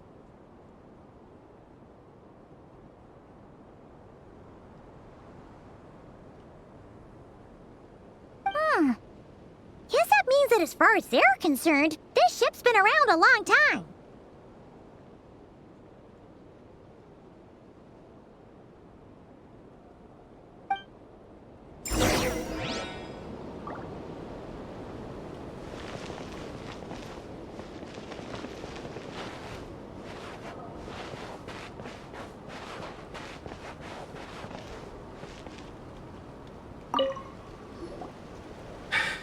Come on, brothers. If we can get even a small chunk off of this thing, it's gotta be worth a fortune. Today is the day we strike it rich. Huh? You mean Paimon? Yes, brother, I shall join you. Let's make our fortune. We should go with them. What the? This thing is crazy tough. I can't even scratch it. What's it made of?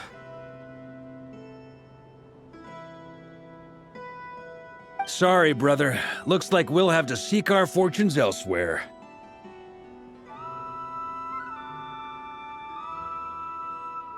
Enjoying yourself? I was just seeing if I could influence this phantom's perception by playing. But nope, no dice.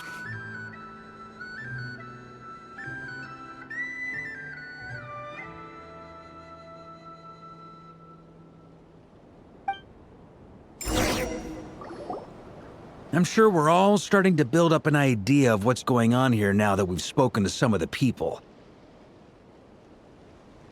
These phantoms are reenacting real historical events in Nodcry. It's almost like we're in some kind of interactive stage play. We can talk to the actors, but the plot is fixed and we can't influence it. It makes sense. History is set in stone. The objective facts of the past cannot be changed. Paimon totally thought you were just goofing around earlier. But actually, you were doing some serious investigating. Of course I was. Anyway, at this point, I think we're forced to conclude that although the Phantom spaceship is right there in front of us, we aren't going to learn much about it from these people.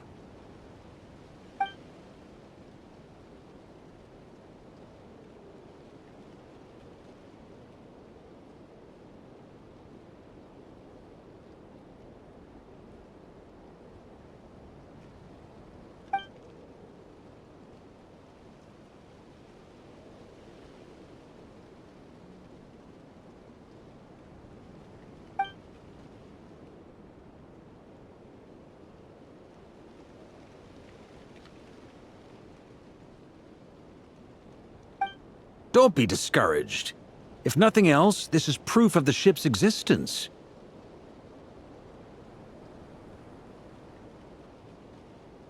And think about it. So many people tried to hack their way inside, but no one could get the door open. It's made of very tough material.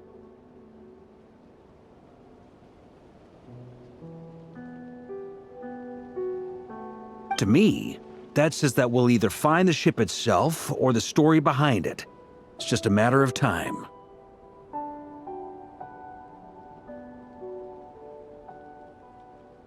Huh. Every now and then, when Varka gets serious, he actually does seem like Grandmaster material for once.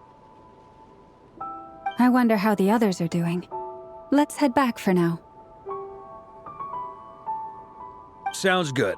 Also, drinks are on me if Team Knights of Favonius is the first to finish.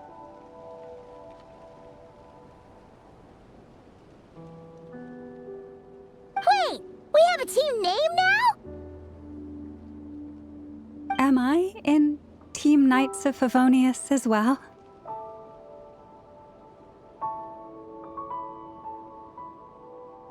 You're very welcome to join. We've even got a cathedral ready for you.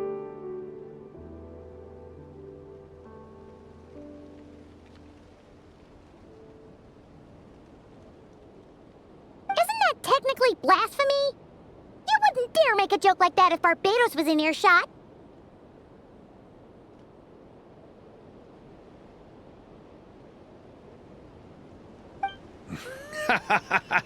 Nah, I'm sure Barbados doesn't mind a little harmless blasphemy once in a while.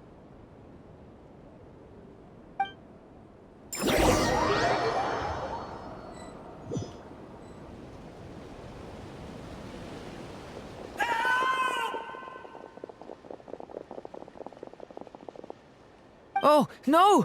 Get away! Oh.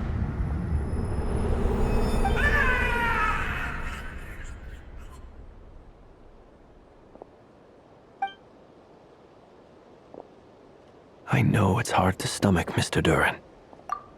But as I'm sure you've noticed, there is nothing we can do to intervene in that which unfolds before us. But we have to at least try. And try you have. But are you aware of how many unsuccessful attempts you've made now? I wasn't keeping count. I'm afraid this is the 39th failure so far. Or the 5th if we're only counting this particular victim. There are no indications that these phantoms may be altered in any way. You seem to have calmed down a little. I'll make us a fire. You should rest and have some water. Feeling any better now, Mr. Duran?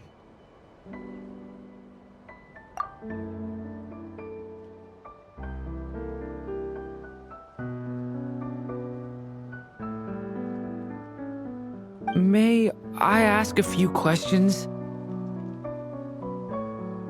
Be my guest. What exactly are we witnessing here? What happened to those people? My guess would be that we are seeing Nodcry during the Conrian Cataclysm. Would that be accurate? Conria. That is correct.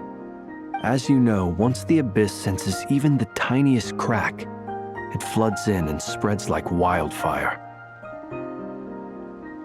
There was a time in the distant past when it permeated all of Nodcry, causing immeasurable harm. The people paid a terrible price to heal this land. Then 500 years ago, the whole of Teyvat suffered an abyssal disaster. Once more, Nodcry was dealt a devastating blow.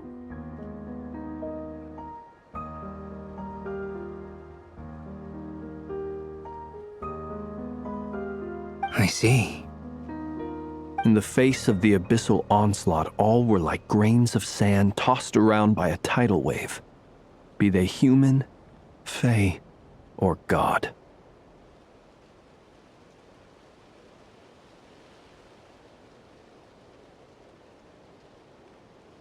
The moment you witnessed is but one drop in a whole ocean of catastrophe.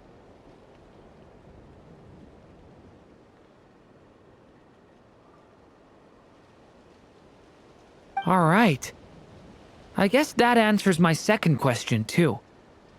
I wanted to know why there's nothing I could do to help them, and that's because what we are seeing is history.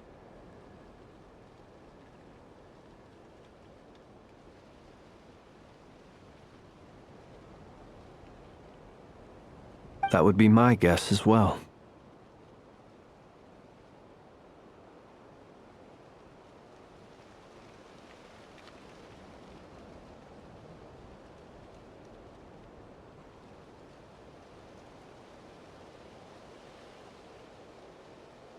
As I understand it, history and fate are not all that dissimilar. The latter may be unseen to us, but both are immutable.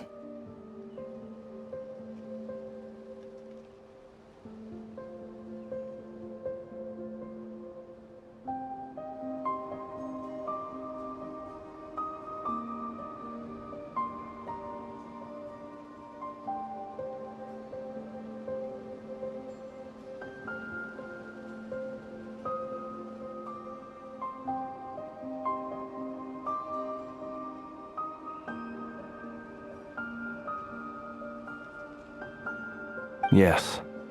Fate was determined long, long ago. I still have a couple of other questions for you, Mr. Flint's.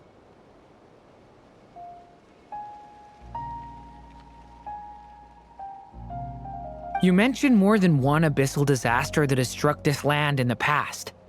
How can you be sure that what we're seeing is from the Conrian incident? And also, how are you able to stay so calm when you're talking about these events? From everything I know about you, you're not cold or ruthless, and you're not indifferent to the suffering of others. Alas, I am forced to show my age. I must be 600 or 700 years old by human measure.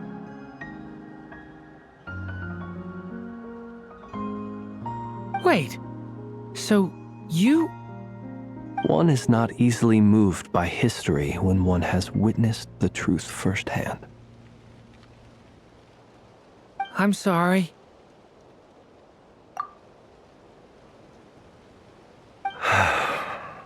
You needn't apologize. Your passion is a good thing to have. Treasure it, because someday you may find it in terribly short supply.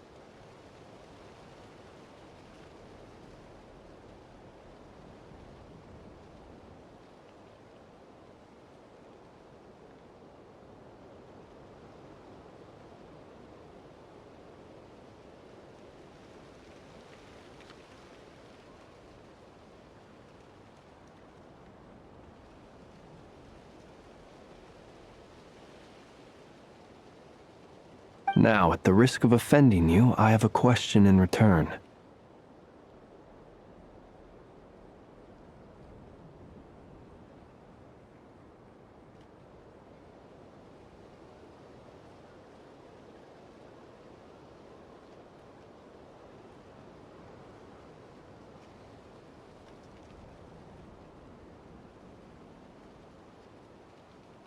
Your curiosity toward the abyss, is it born from hatred or because you sense its call?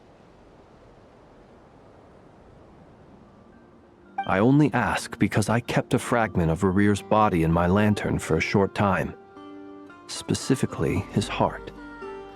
So I know what a burden it can be to carry the abyss with you. And I hear its power growling from somewhere within you. In my eyes, your mere existence is a miracle. My honest answer is... I don't know. I don't think I have the confidence to say for certain. What I will say is the abyss is not the only issue that haunts me. Even before I became who I am today, the question dogged me constantly. Should I even exist at all?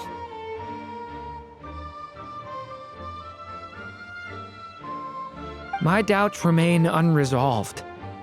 But when we fought Rerear, something became a little clearer to me.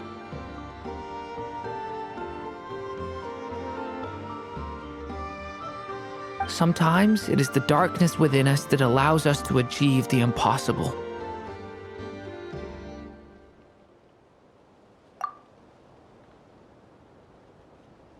I certainly got the sense from your 39 attempts that you were trying to achieve the impossible.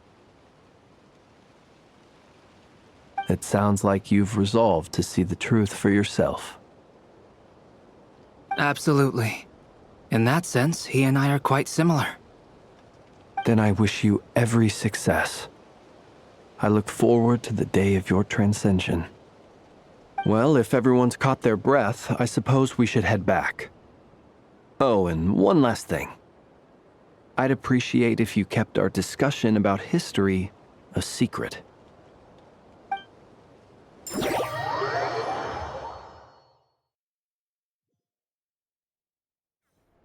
Incredibly, our separate investigations led us all to the same conclusion. Hooray for consensus!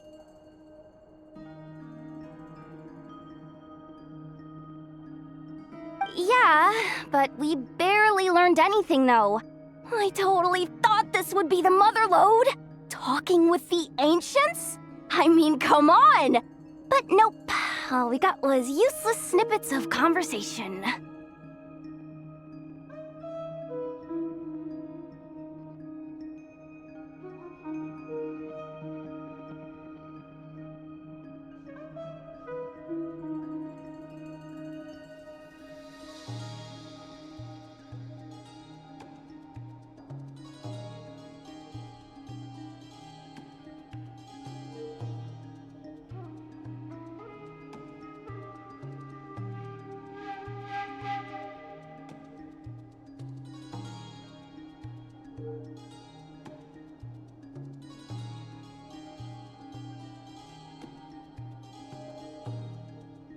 And all this stuff about moons and hyperopia. What a load of baloney. Seems like people back then had a few screws loose.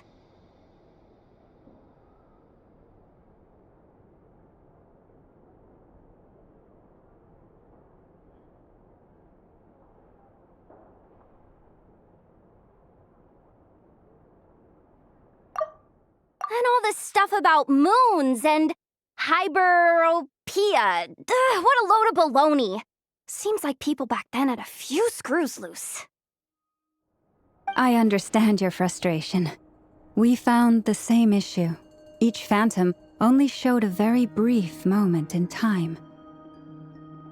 There isn't much value to be found in these miscellaneous fragments of a civilization's history, no matter how glorious it may have been.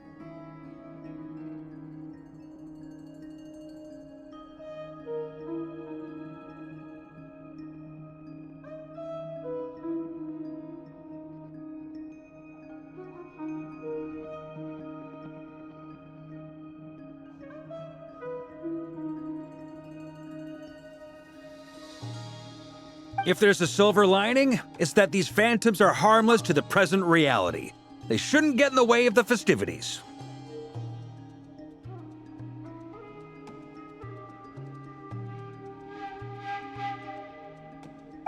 breeze. And not just because it's the first thing she understood in this whole conversation.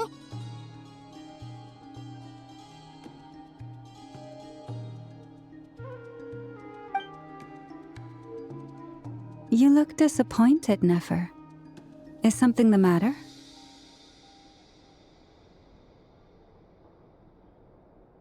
What do you think? We all worked our tails off, but the only one to gain anything from it was you, Lady Moonjanter.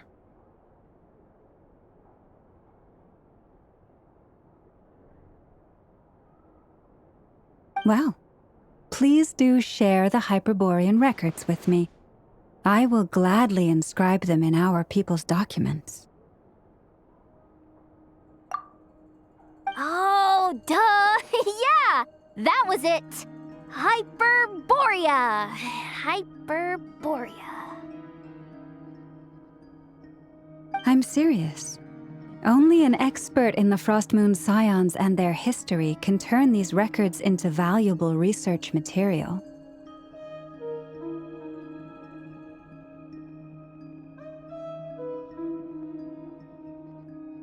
The alternative is to let them gather dust on the Curatorium's storage shelves until the pages turn yellow.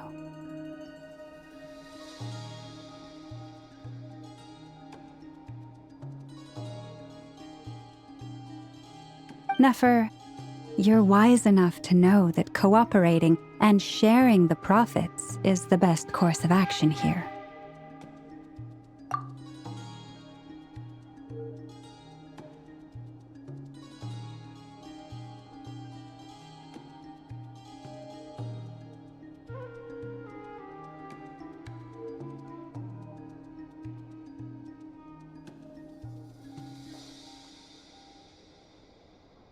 Well, that goes without saying. Sure, let's do that.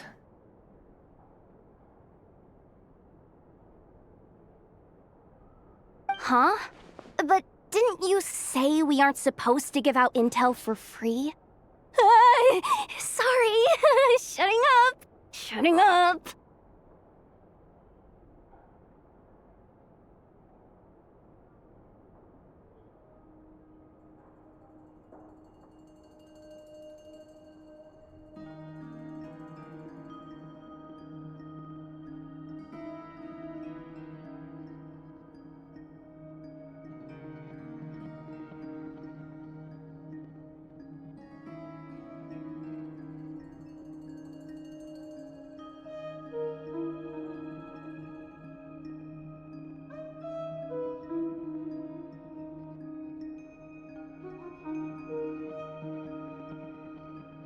Now is not a good time to push Nefer's buttons.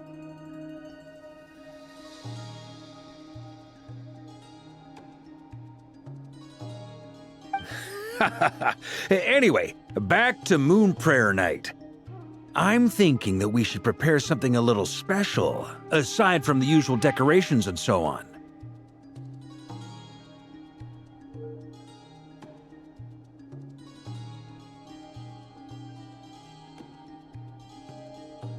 You mean a parting gift? Can't go wrong with food. Although, does food go bad on the moon?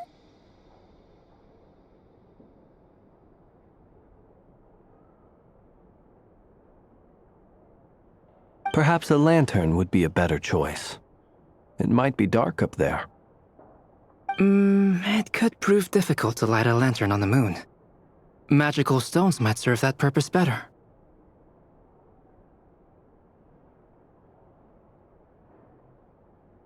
What about a clockwork mecha model from Fontaine? I've got a whole bunch at home. I use them for fighting practice in my free time.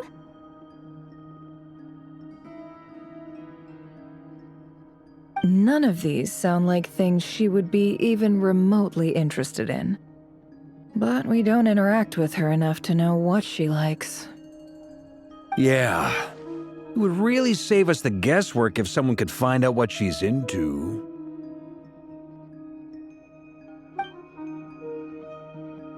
Wait, what the? Traveler? They're all looking at you. Great!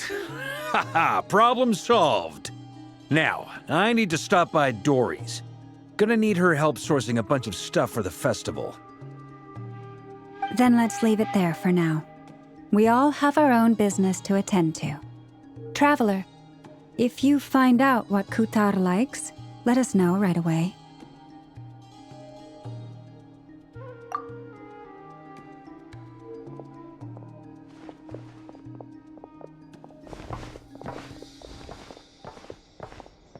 Is something the matter? I'm fine. It's just... I'm still feeling a little rattled after witnessing the horrors of the abyss.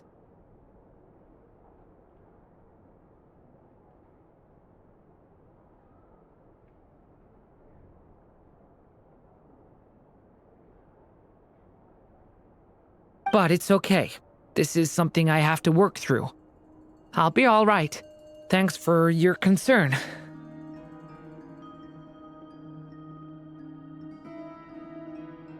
Well, don't put too much pressure on yourself.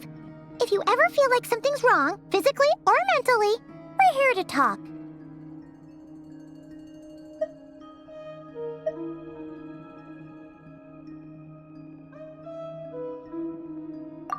Come on. Stop treating me like a kid.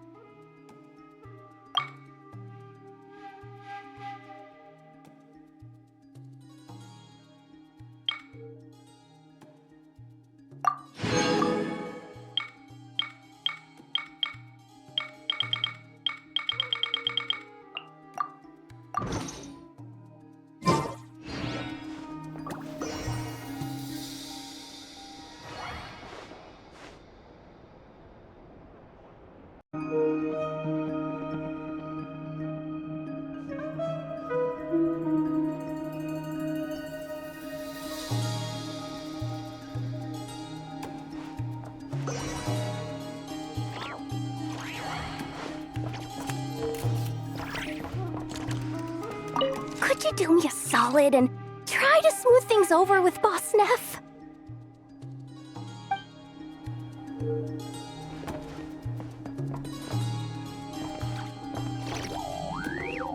Could you do me a solid and try to smooth things over with Boss Neff?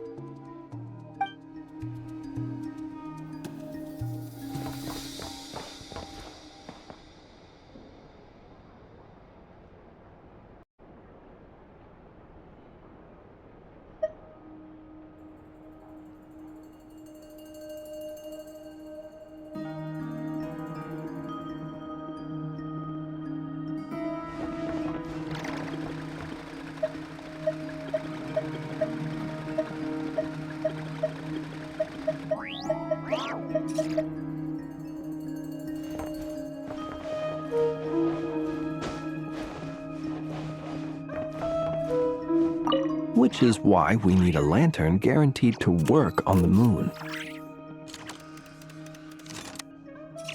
Yes, I have a few ideas, but the lantern itself is the easy part. The real issue is how little we know about the lunar environment. Wait, you two are serious about this? Let's just say I'm intrigued by these shining magical stones that Mr. Albedo has mentioned.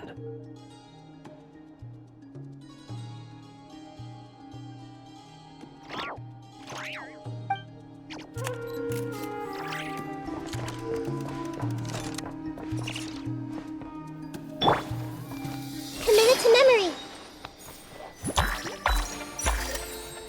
Yeah.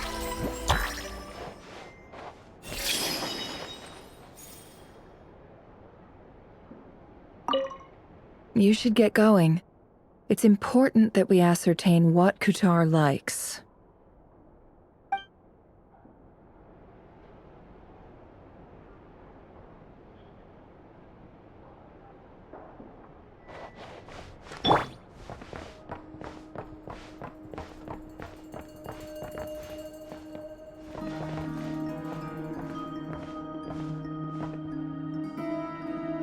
Miss Lauma, would you accompany me into town?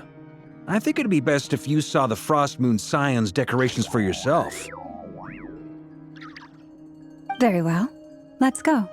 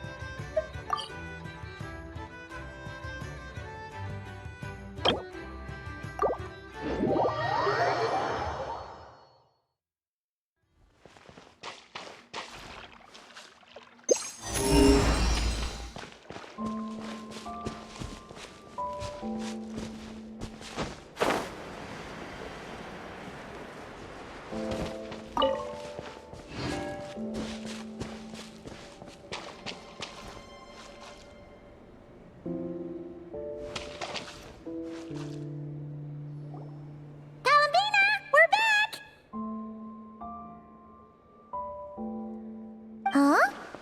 She's not here.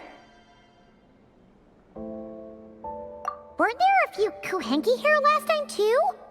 Where did they all go?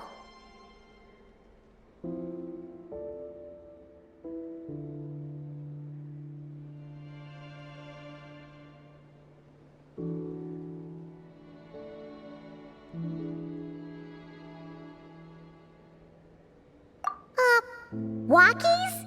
For Kuhenki? You're not pets, you know.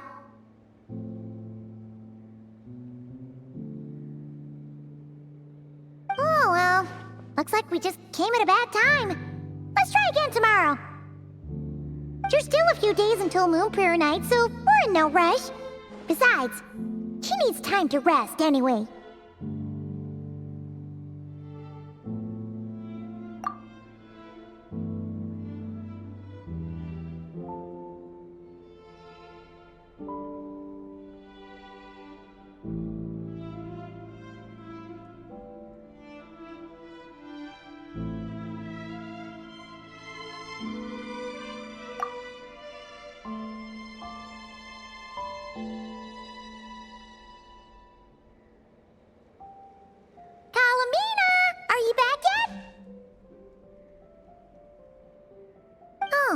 How strange! Looks like she still isn't here. Right? It's not like her to spend so much time outside, especially since she's worried about attracting unwanted attention.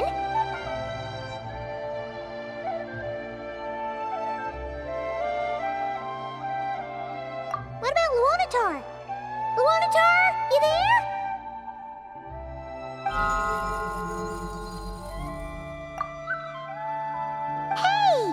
Do you know where Kalambina went?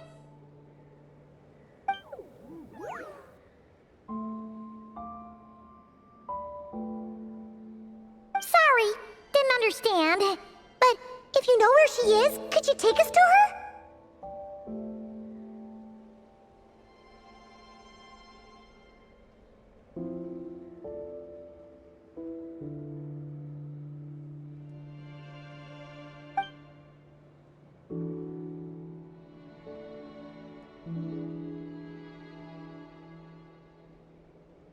Yeah, that's even stranger.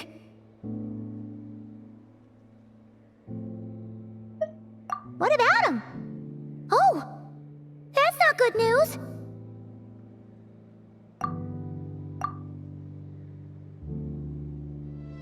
They changed color and Columbina gets weaker, right? And they look super pale right now.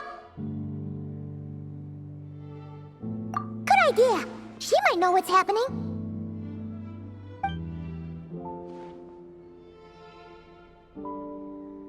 Llama! Ah, it's you. How is Kutar? Is she okay? No, she hasn't. I came here to check on her after I noticed the flowers had changed color.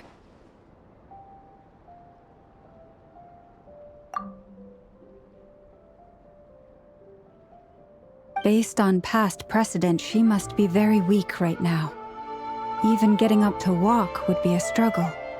It seems unlikely that she wandered off outside.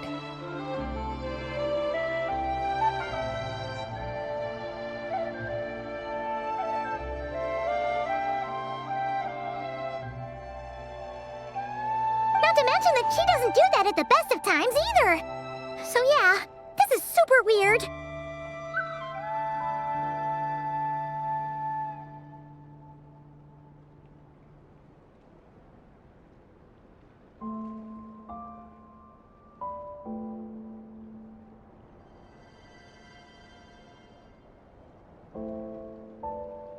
No.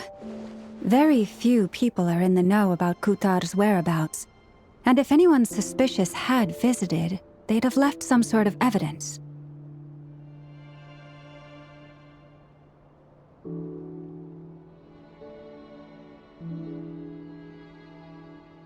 Come on. Let's go to Nasha Town. If anyone has seen her, someone there will know about it. It's not Cry's information hub after all. Makes sense. Let's go!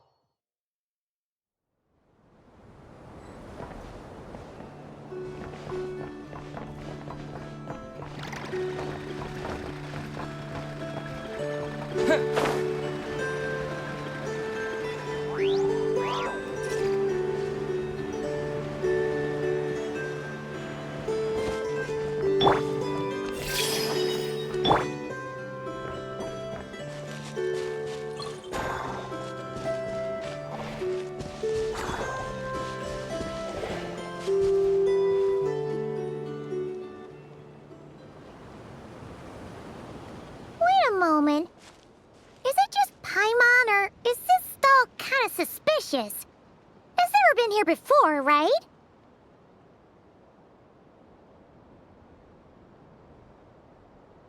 No, I don't recognize it. Alas, your free and easy adventure time is over. Now, prepare to face the final boss of Nod Cry.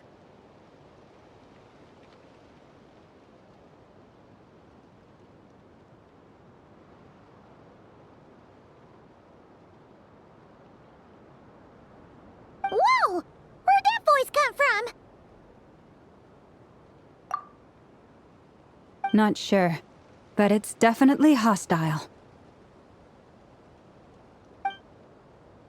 No, no, no, not that way. The final boss is right here.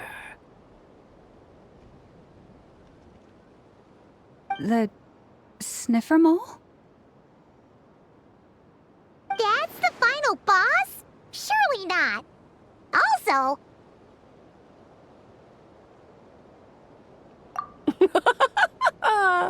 Okay, the jig is up. I'll stop teasing you. Turn around. I'm right behind you.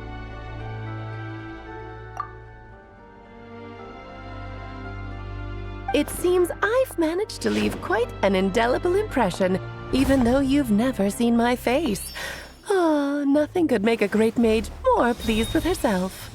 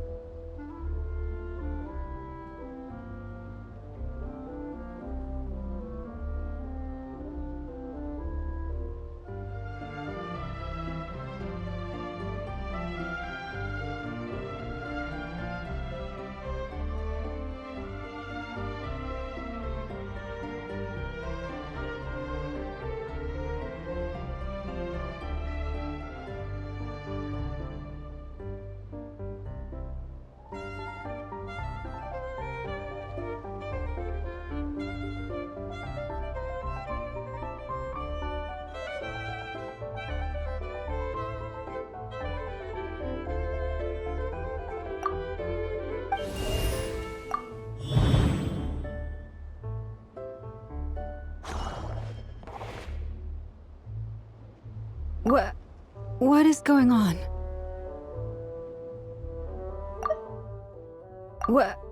What is going on? I've heard that all the big shots in Tevat have long, wordy titles that stun people speechless when they make their entrance.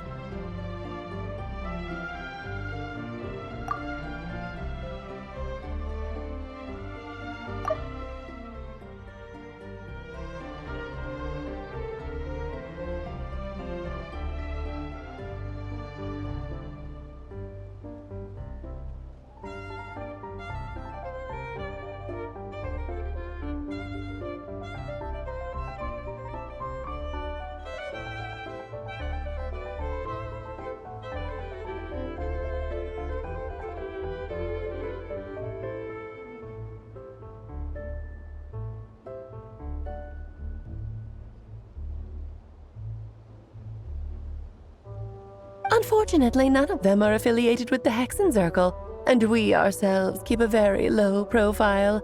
The notorious name-dropping doesn't quite work for us. Still, I, for one, think I'm really quite amazing.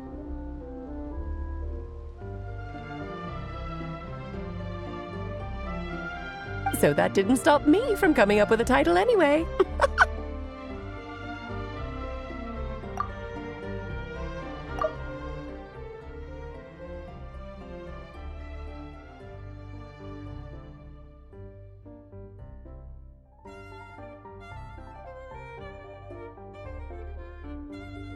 Alice? It's really you this time? Not a lantern or a Dodoko, but Alice in the flesh?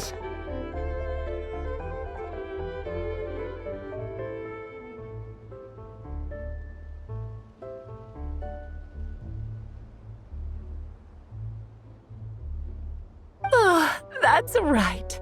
So, what do you think? How does it feel to finally meet me?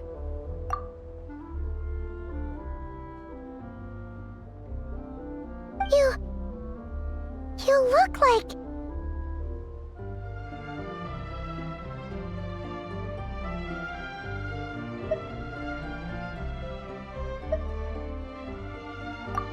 Oh, that's the first thing you thought.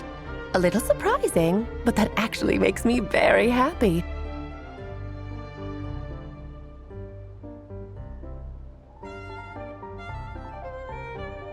Because that means that when Klee grows up, she'll be just as stunningly beautiful as her mother.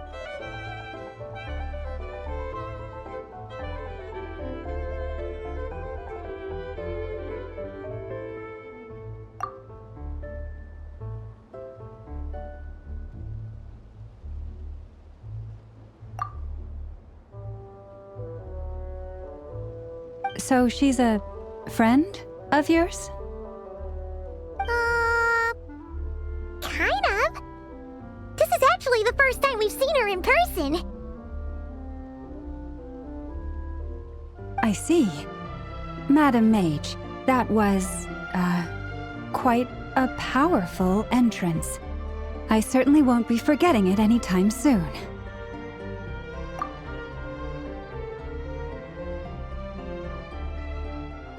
It's okay, Lauma, don't force it. Paimon will do the honors. This is Alice from the Hexen Circle. She's a friend of ours. And of Arcus, too.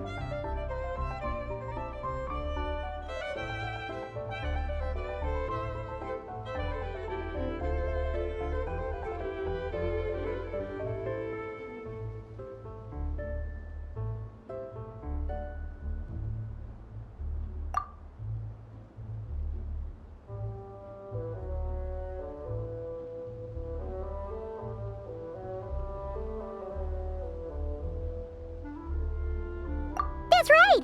She's a good person, just kinda unpredictable.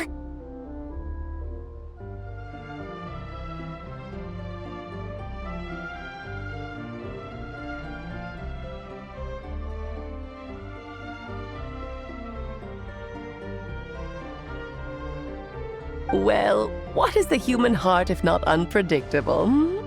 If we could not do as we please, how would we differ from machines?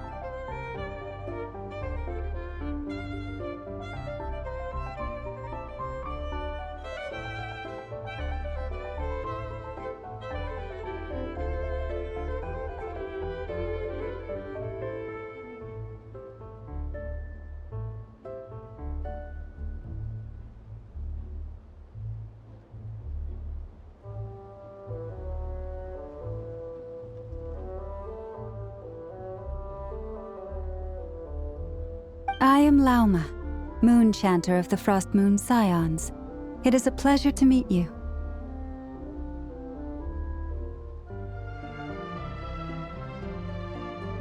Oh, I know. Before you got here, I spent a good, 15 minutes getting up to speed on Nodcry's present situation.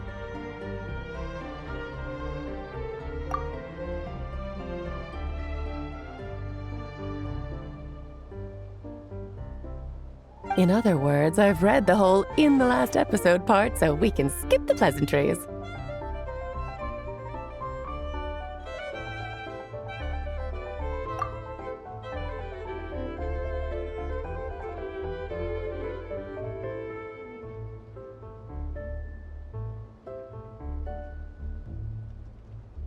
Fair enough.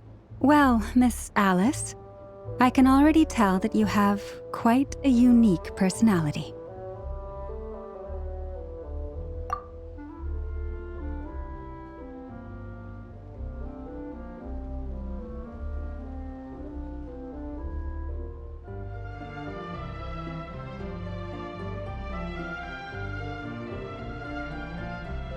He'll get used to it. Paimon sure is. So anyway, what are you doing in Nodcry, Alice? Oh, I thought I told you already. This time, I'm the final boss.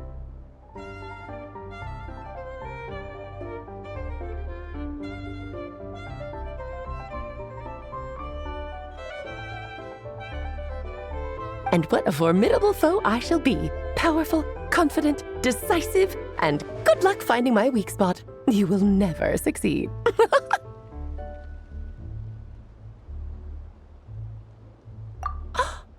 Oh, drat!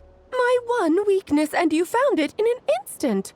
Fate has been dealt a devastating blow.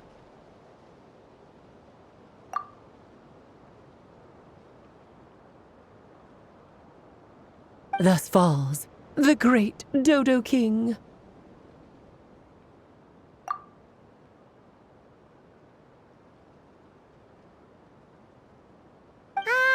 Why are you playing along with this nonsense? For funsies, of course. What's wrong, Paimon? Are you disappointed in me? Am I a gigantic letdown?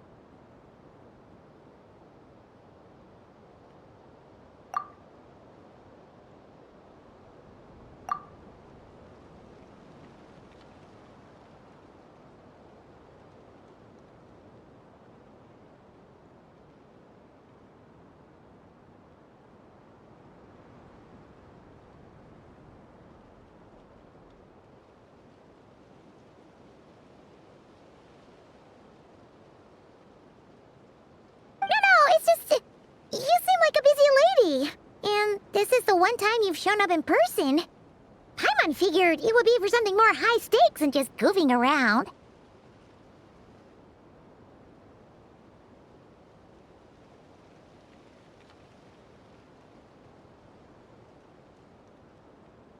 You're quite right. I'm here in Not Cry because something big happened. Something big enough it caught the attention of the Hexen Circle.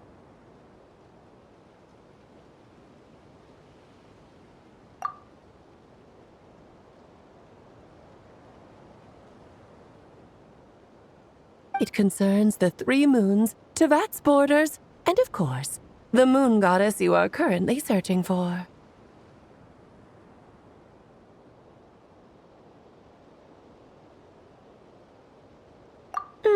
Kind of. Why don't we discuss this over a pot of tea?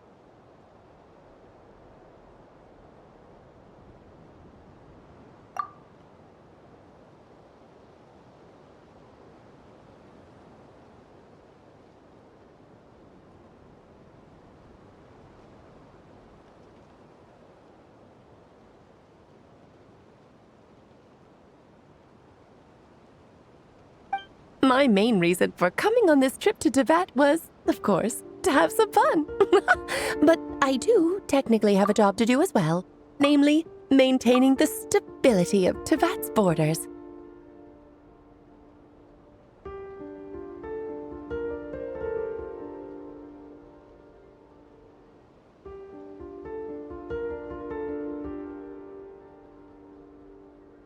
I'll skip over the complicated parts. But to sum it up, abyssal energies are all that lie beyond Tevat's border. We'd find ourselves in a real pickle if they ever made it through.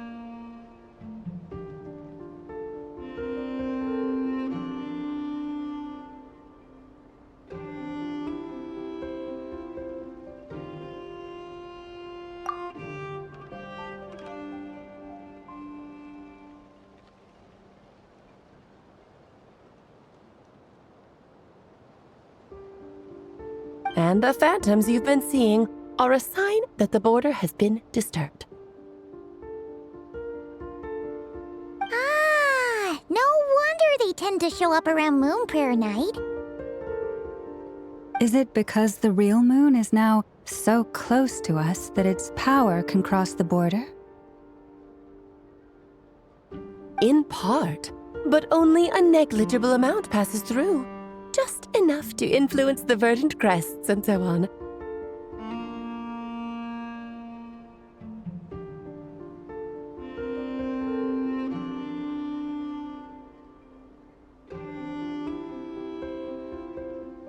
And as you've noticed, there has been an unprecedented number of phantoms appearing this year. The influence of the moon beyond the border cannot explain this. No, there is another far greater factor at play.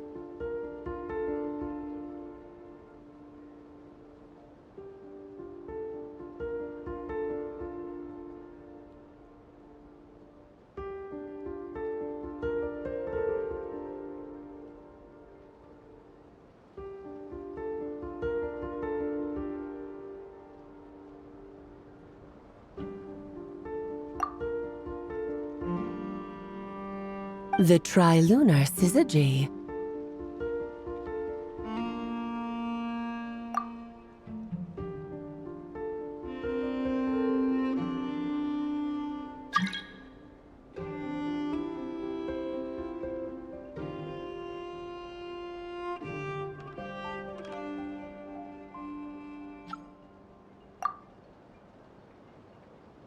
A trilunar syzygy.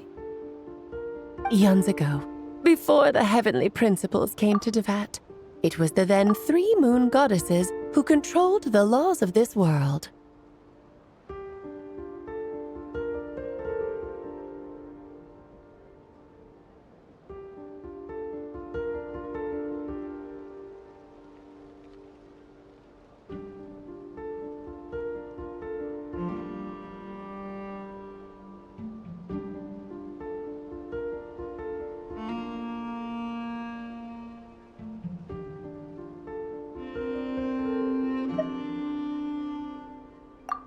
That's exactly it! The 3 goddesses split these powers amongst themselves, promising never to consolidate them into one singular body. This was meant to keep the world stable.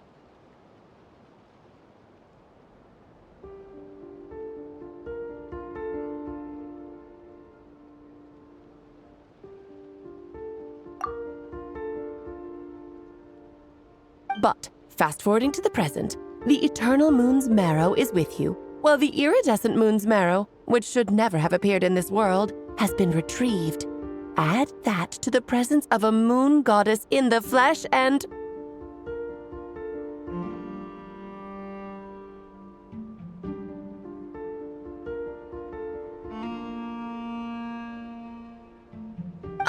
The power of all 3 moons is gathered here in Notcry. There hasn't been an event like this since the War of Funerary Flame.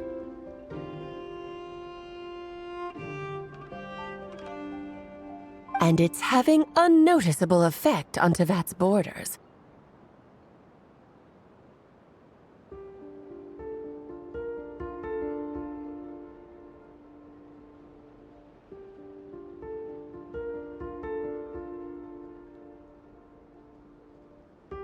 Because I wish to give my darling daughter a peaceful, sunny environment to grow up in. Is that a good enough reason?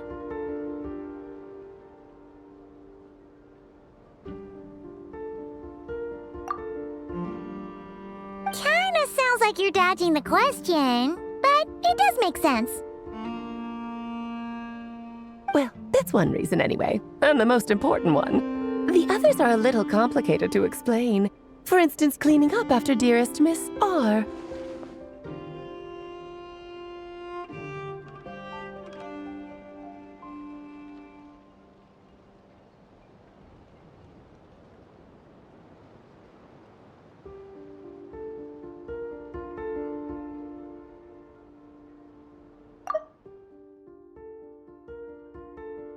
Well, that's one reason anyway, and the most important one.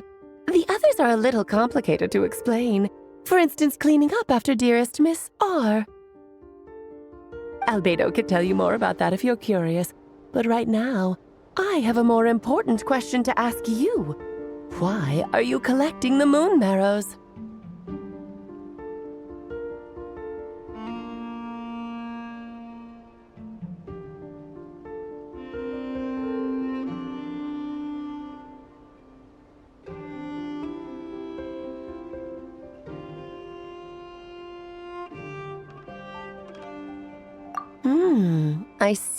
I see. Nicole told me about that legend once.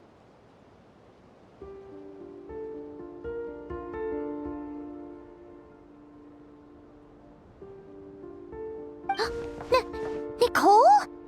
You mean Mage Anne? Oh, so you remember.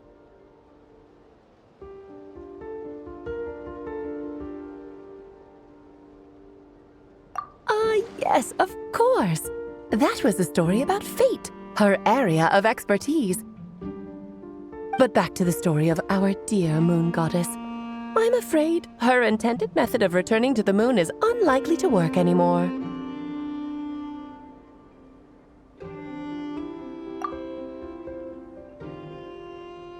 What does that mean? She may be missing, but she hasn't gone anywhere. She has disappeared.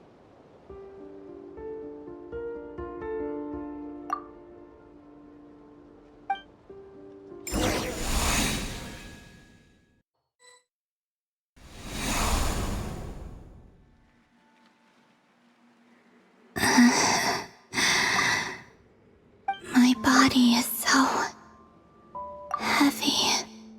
Wait, no. It's my mind that's heavy. My arms and legs are as light as a feather. What's happening to me? I feel drowsy, like I've been asleep for too long. Is it daytime or nighttime? Is the moon out? I think I'll go for a walk.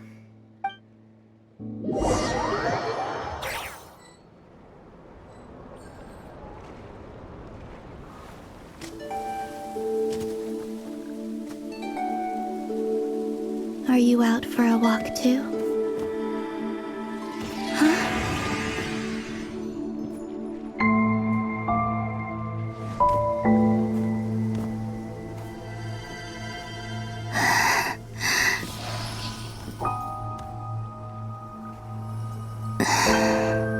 The day has come at last.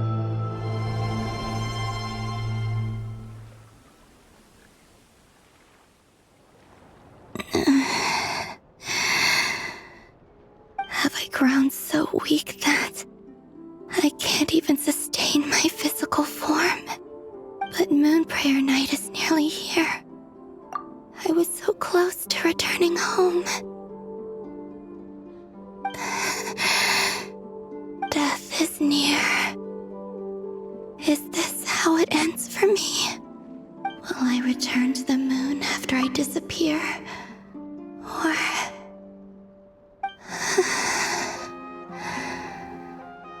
I don't want it to end like this.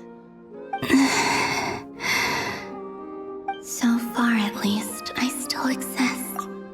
Even if not physically, I can still feel. But as my power wanes, I'm sure that too will fade. I suppose I might take one final look at this world. The world where I was born.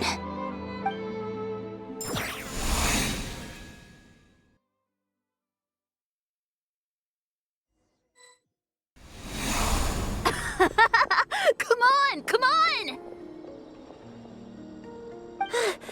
Wait for me! The Frost Moon Enclave. How much it has changed since I was born. These decorations, they're so heavy. It's times like this when you kind of wish men could be priestesses and acolytes.